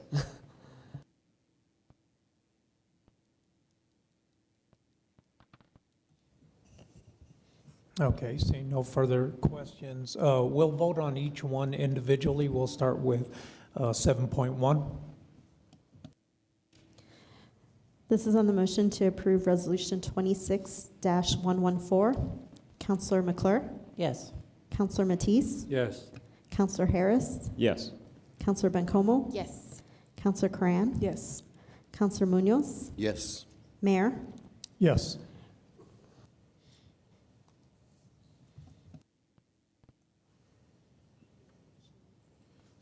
Okay, now we need a motion and a second for each item. Going forward, 7.2. Move to approve. Second. This is on the motion to approve Resolution 26-115. Counselor McClure? Yes. Counselor Matisse? Yes. Counselor Harris? Yes. Counselor Bencomo? Yes. Counselor Cran? Yes. Counselor Munoz? Yes. Mayor? Yes. Need a motion for 7.3. Move to approve. Second. This is on the motion to approve Resolution 26-116. Counselor McClure? Yes. Counselor Matisse? Yes. Counselor Harris? Yes. Counselor Bencomo? Yes. Counselor Cran? Yes. Counselor Munoz? Yes. Mayor? Yes. Motion and a second for 7.4. Move to approve. Second. This is on the motion to approve Resolution 26-117. Counselor McClure? Yes. Counselor Matisse? Yes. Counselor Harris? Yes. Counselor Bencomo? Yes. Counselor Cran? Yes. Counselor Munoz? Yes. Mayor? Yes. Need a motion and second for 7.5. Move to approve. Second. This is on the motion to approve Resolution 26-118. Counselor McClure? Yes. Counselor Matisse? Yes. Counselor Harris? Yes. Counselor Bencomo? Yes. Counselor Cran? Yes. Counselor Munoz? Yes. Mayor? Yes. Need a motion and a second for item 7.6. Move to approve. Second. This is on the motion to approve Resolution 26-119. Counselor McClure? Yes. Counselor Matisse? Yes. Counselor Harris? Yes. Counselor Bencomo? Yes. Counselor Cran? Yes. Counselor Munoz? Yes. And Mayor? Yes. Okay, thank you, Blair. Thank you so much. Next is board appointments. These I'll read into the record. Counselor McClure reappoints Scott Kaiser to the Planning and Zoning Commission. Counselor Harris reappoints Janet Acosta to the Planning and Zoning Commission. Counselor Coran reappoints Kent Thurston to the Planning and Zoning Commission. And Counselor Harris reappoints Jessica Streeter to the Library Board. Now I'll need a motion and a second. So move. Second. Wait, I've got to name for the board appointments. Let me read the new appointee. Michael Masusi, a new appointment to Airport Board. Move to approve. Second. This is on the motion to appoint Michael Masucci to the Airport Board. Counselor McClure? Yes. Counselor Matisse? Yes. Counselor Harris? Yes. Counselor Bencomo? Yes. Counselor Cran? Yes. Counselor Munoz? Yes. Mayor? Yes. The next one is David Moffat. I'm sorry. Sorry, David. David Moffat, new appointment to Airport Board. Move to approve. Second. Moffat. This is on the motion to appoint David Moffat to the Airport Board. Counselor McClure? Yes. Counselor Matisse? Yes. Counselor Harris? Yes. Counselor Bencomo? Yes. Counselor Cran? Yes. Counselor Munoz? Yes. Mayor? Yes. Next is Paul Nielsen, a new appointment to the Airport Board. Move to approve. Second. This is on the motion to appoint Paul Nielsen to the Airport Board. Counselor McClure? Yes. Counselor Matisse? Yes. Counselor Harris? Yes. Counselor Bencomo? Yes. Counselor Cran? Yes. Counselor Munoz? Yes. Mayor? Yes. Next is Wesley Baker, reappointment to the Airport Board. Move to approve. Second. This is on the motion to reappoint Wesley Baker to the Airport Board. Counselor McClure? Yes. Counselor Matisse? Yes. Counselor Harris? Yes. Counselor Bencomo? Yes. Counselor Cran? Yes. Counselor Munoz? Yes. Mayor? Yes. Next is Kelly Brooks, reappointment to the Transit Board. Move to approve. Second. This is on the motion to reappoint Kelly Brooks to the Transit Board. Counselor McClure? Yes. Counselor Matisse? Yes. Counselor Harris? Yes. Counselor Bencomo? Yes. Counselor Cran? Yes. Counselor Munoz? Yes. Mayor? Yes. Next is Michelle Carbajal, reappointment to the Transit Board. Move to approve appointment. Second. This is on the motion to reappoint Michelle Carbajal to the Transit Board. Counselor McClure? Yes. Counselor Matisse? Yes. Counselor Harris? Yes. Counselor Bencomo? Yes. Counselor Cran? Yes. Counselor Munoz? Yes. Mayor? Yes.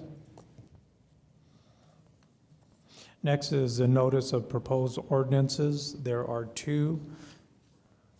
Council Bill number 26-017, ordinance number 3109, an ordinance amending Chapter 24 Procurement Code of the Las Cruces Municipal Code.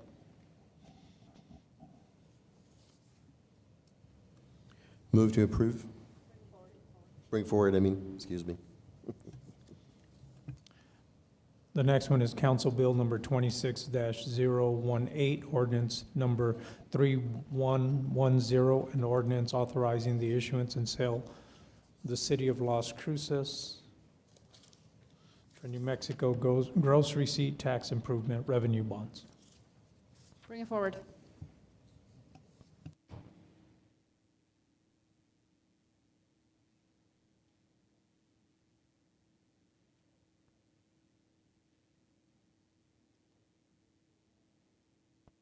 No.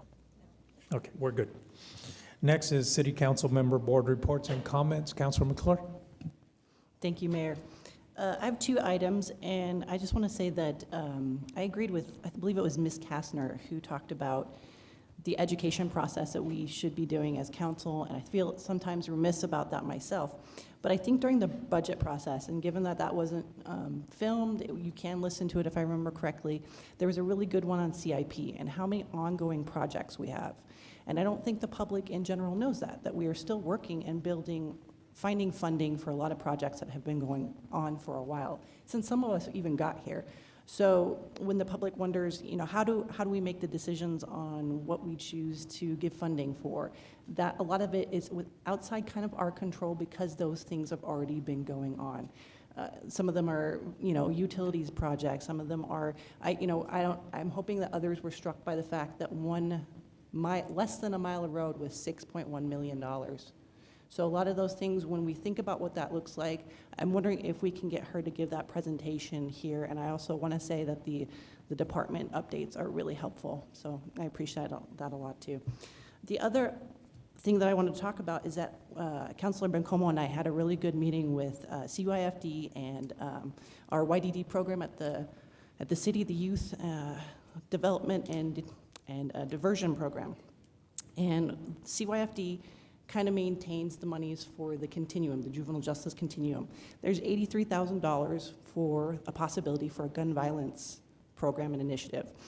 So we Councilor Bencomo and I kind of investigated what that looked like in Bernalillo, and it might need to be something different for Las Cruces. So how do we do that? Kind of like what we do with roads. We have to, I know it sounds terrible, we're gonna have to do a study. We're gonna have to do what the needs assessment is for that here in Las Cruces. But most importantly, we need to get the youth involved. They're here, they're showing up, but we actually need to hear what this looks like. I was encouraged by one of the gentlemen who said, I'm a substitute teacher, I'm hearing things that I never thought. And how can we involve them in this? So what I'd like to see if other counselors would be interested in not only matching, but seeing if we can get $100,000 to make a good, healthy needs assessment for this program, so that that programming is something that works, something that's realistic, how it influences young people's lives, but also the realities of being around guns, gun safety.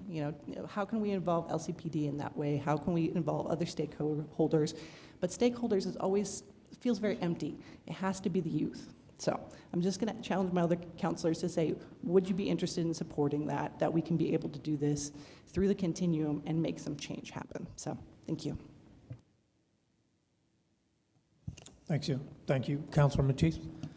Thank you. I just needed some assistance or help from maybe Chief Story or codes, animal codes. In Franco-Papin area, that's where the District 2, Kathy Stark mentioned, almost 40 cats have been terminated. So I'd like to see if there's a possibility if we could have maybe camera surveillance or something put into that area, maybe increase patrols and see if we could catch the, use the word cat killer.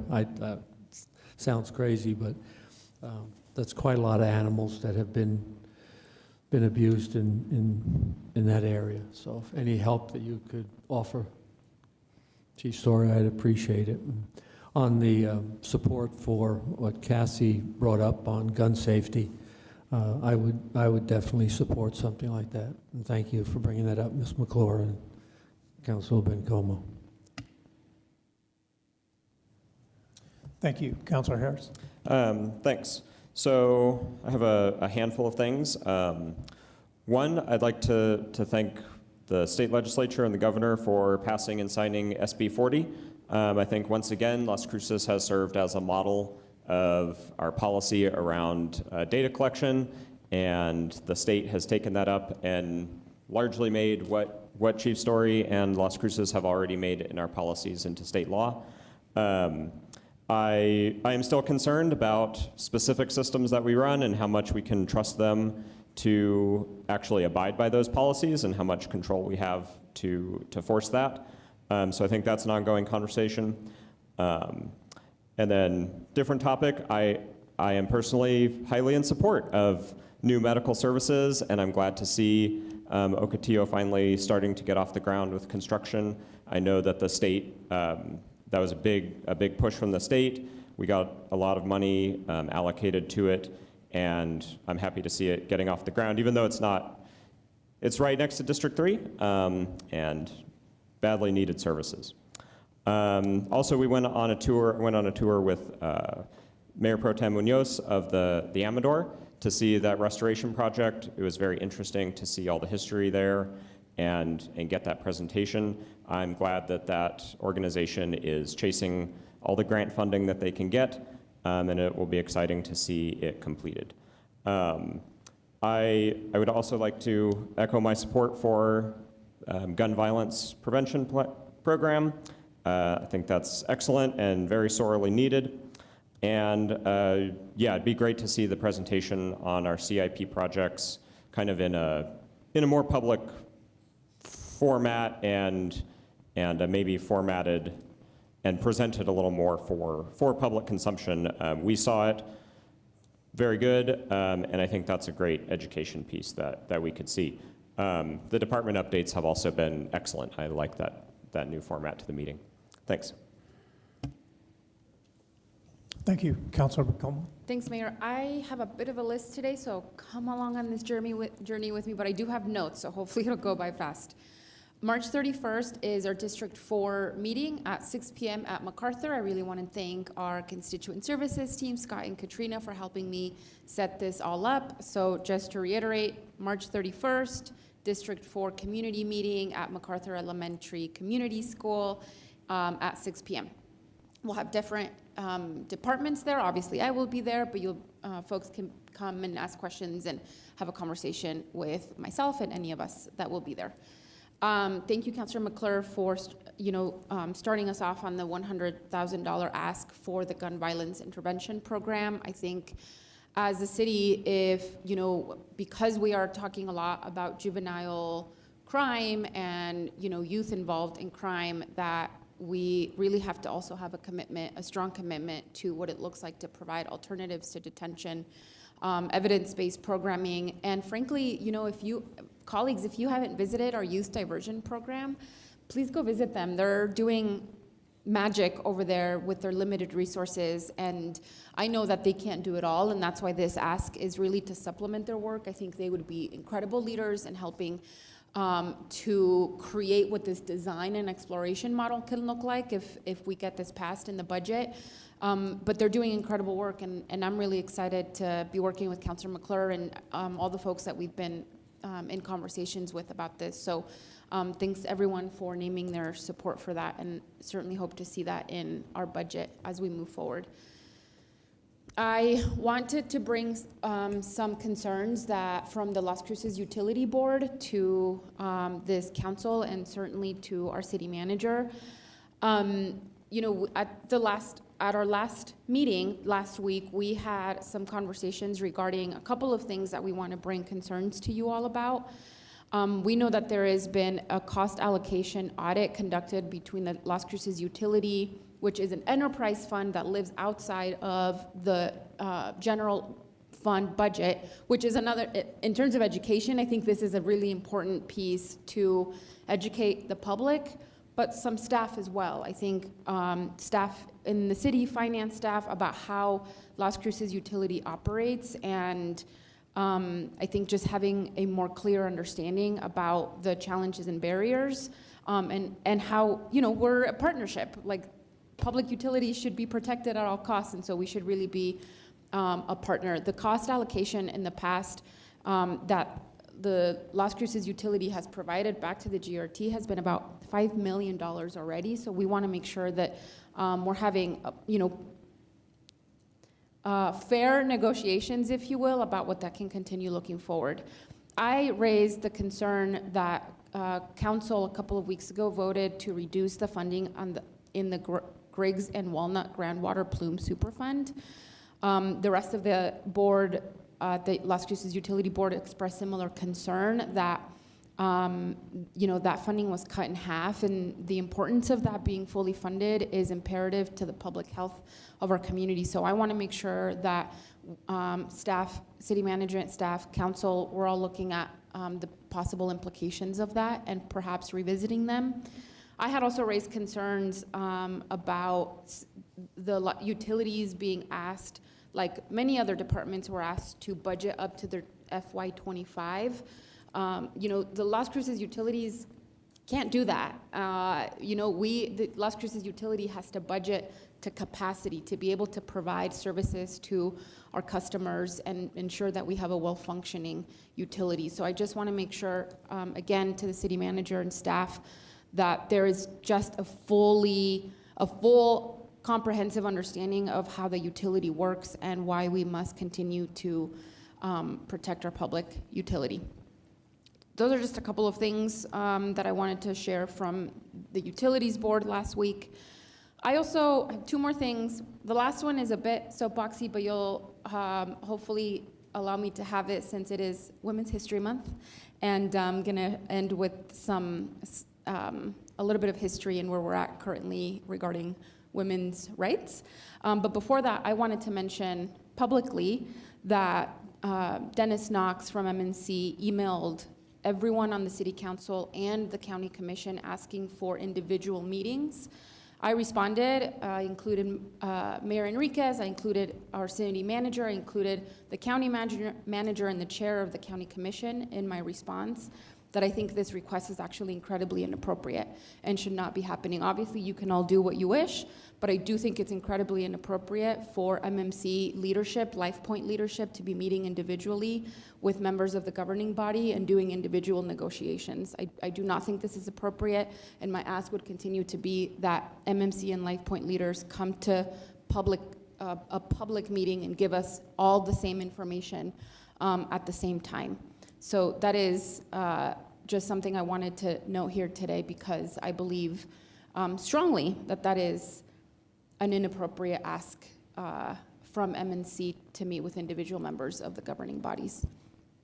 Okay, my last thing, since it is the last public meeting where I can share council comments before Women's History Month ends, I'm sure many of you know this, but I promise I have a point. In the last 100 years, these are some of the things women have won.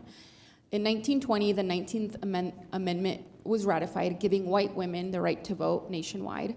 In 1963, the Equal Pay Act made it illegal to pay women less than men for the same work, though we of course know that continues to happen. 1964, black women especially were vital to the passing of the Civil Rights movement. 1965, the Voting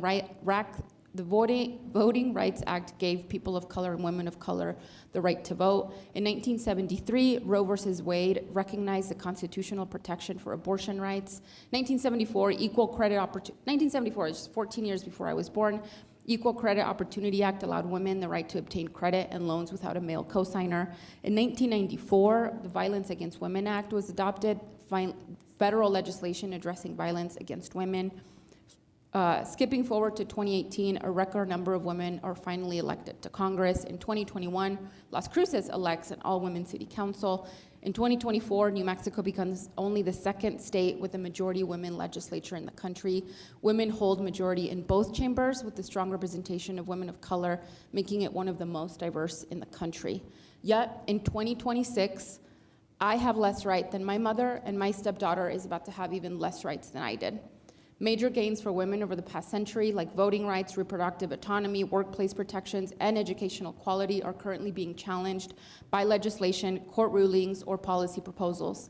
The proposed SAVE Act is set to rewrite voting rights protections as we know them.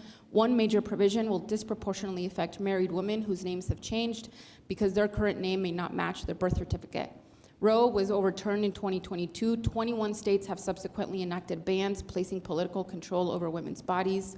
A rollback in Title IX protections for how sexual harassment is handled on college campuses, and there is now legal challenges to pregnancy accommodations. So to repeat, the current political landscape is seeing a wave of policy battles disproportionately impacting women and parents, all while, for over 4 decades now, more women than men are voting in elections nationwide. Wages have remained stagnant, even worse for Black, Indigenous, and Latina women. Childcare is more expensive than ever. Violence against trans women is on the rise.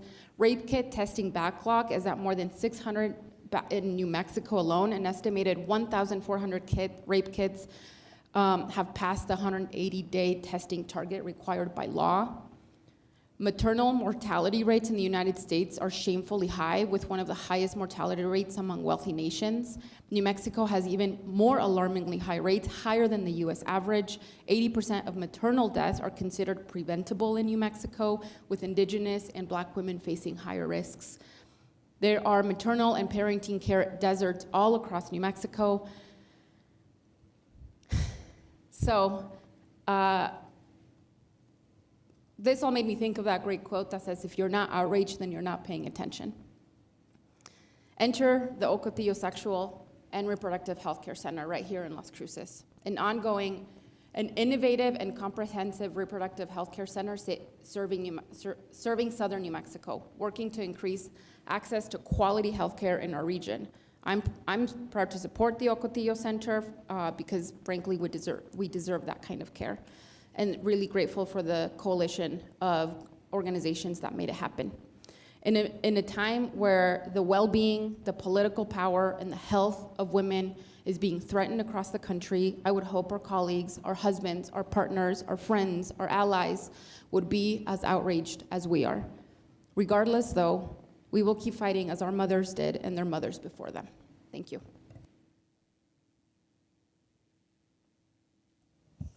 Thank you, Councilor Corinne. That was fire, Councilor Bencomo. So I second both her outrage and her ongoing and perpetual support for women's rights and trans and non-binary folks' rights. I admire you wildly, so thank you for speaking out today. I also support Councilor McClure and Councilor Bencomo's efforts to think about youth and gun violence. I think I've heard from constituents that they're worried about their grandchildren in a lot of cases, children and neighbors, and who are sort of in this environment in a new world of communication, access to guns, and a number of things that are they're struggling through in our community. So I support that effort that you all are taking in. I'm going to quickly pivot to gratitude to city staff who helped put on my community meeting last week related to traffic safety. It was really well attended. I think only about half of the people were people that I knew personally, and the other half were people that came as a result of Katrina Gonines and Scott Rogers' excellent work in doing community outreach for this meeting and organizing a group of city staff and other staff, Andrew Ray, Katrina Pravengi from the Metropolitan Planning Organization, who presented really interesting data about the most dangerous intersections and dangerous places in District 5, very powerful information to share with folks. Lieutenant Austin from LCPD, who shared some of the new things that the force is doing to address traffic safety in community. Jimmy Moreno and Vanessa Morales Romero from Public Works, who talked a lot about ways that we're thinking about making streets safer from an engineering perspective, and Chris Favor, who was really talking about community development and the ways that we're moving forward and thinking about how our community continues to grow. So those staff put it out there in the evening last week, and I really just want to express my gratitude and being really impressed and proud to work within the city and folks who really bring their A game and care about community and what the community is thinking about. So thank you to everyone who worked on that, and those of you who organized it and the folks who attended for your great inputs and participation. I'll let Councilor Bencomo's good words carry for the rest of the day. Thanks. Thank you, Mayor Pro Tem. Thank you, Mayor. I wanted to take this time to thank the Chris and the community development team for the tour and support that we had this last week. Appreciate the process improvements and the hard work that you and your team are providing to the citizens of Las Cruces. So thank you. Also wanted to thank, as Councilor Harris and I attended the Amador Hotel. A lot of history there, and it's a very important, I think, iconic piece of Las Cruces.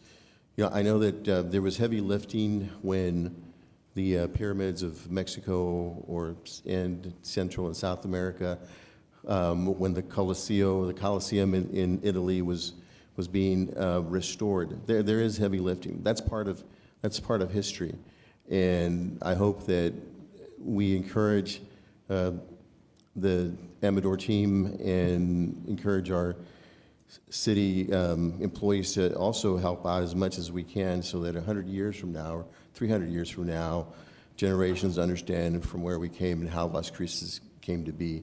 The story of Martin Amador is it's very interesting, very interesting.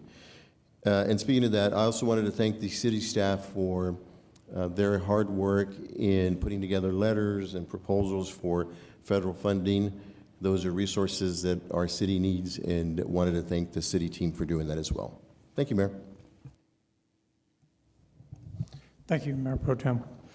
A few things that I want to mention. Last week I was in Washington, D.C., so got a chance to meet with Senator Heinrich, Senator Lujan. Good conversations, dialogue about things that we can do in southern New Mexico, and also requesting and looking for funding for our Young Park, septic tank removal, mobile cameras for police, and the rehabilitation and remodeling of Fire Station 1. Those were some of the items that were on our list of priorities to get funded, and had some good, like I said, discussion and dialogue with them. I do want to answer on Saturday's event. It was a March for Life event that took place, and I was invited to that, no different than I was invited to Career Day at Columbia Elementary and other things that I get invited to. I'm not going to deny my faith or belief. It is, and my script has not changed. I'm for public safety, economic development, and quality of life. So yes, I choose life. But the issue and the reason I was there was to update and share with them the incident that we had at Burn Lake where an infant was born and fire recovered from the porta potty. And what are we doing now? How are we moving forward? And one of the things that we've done, and it's state funded, is a safe haven baby box. And that'll be located at Fire Station 1. And hopefully we'll get it in latter June or in July. And that safe haven box is one that if somebody does have a child and or has a baby and does not want to keep it, they can surrender it legally to the hospital, to the fire department, to law enforcement. But this baby box is a safe haven. There's no blame, there's no shame, and there's no names. So it's just a way of what we're doing in this city, and that's what I shared with that group as I was invited to speak at that event. The other thing I just want to say on gun violence and the youth, I'm all in support of that, as well as March 21st will be our year since the Young Park shooting, where it was detrimental and tragic to our community. One of the things, though, I want to congratulate is our Las Cruces Public Schools for getting $3 million, and thank the governor for allocating $3 million for the CTE program. That's a career technical education program that vocation. If education isn't for everyone, there's vocation. But we need our kids to go to school. We need to protect them from violence and things of that nature. So I'm also, Councilor McClure, thank you. I'm on board with that and anything that we can do for our community, and we'll continue. And with that, I'll turn it over to the city manager. Thank you, Mayor Enriquez, Mayor Pro Tem Munoz, and City Councilors, Sicani Tamopeao. Just one item. Well, real quick, I just want to make the announcements that our police department completed our on-site CALIA assessment, which stands for Commission Accredited Law Enforcement Agency Assessment. This is a gold standard in the nation. About 4 to 5% of police agencies are accredited, and this is something that is a high honor to have. So I just wanted to share. It pushes everything that you would expect from a police department. The last step before receiving our accreditation is to appear before the CALIA commissioners in July and answer questions during an oral assessment. This process has been underway for over 3 years, and we are very close to achieving our accreditation goal. And I just wanted to give kudos to our team working on this accreditation and to Chief Story and the crew. Thank you for your hard work on that, and we'll keep you posted and let you know how this assessment finalizes and gets going through that. So thank you, Mayor. That's all for me. Thank you. With that, I'll look for a motion to adjourn. Move to adjourn. Second. This is on the motion to adjourn the meeting. Councilor McClure? Yes. Councilor Matisse? Yes. Councilor Harris? Yes. Councilor Bencomo? Yes. Councilor Coran? Yes. Councilor Munoz? Yes. Mayor? Yes.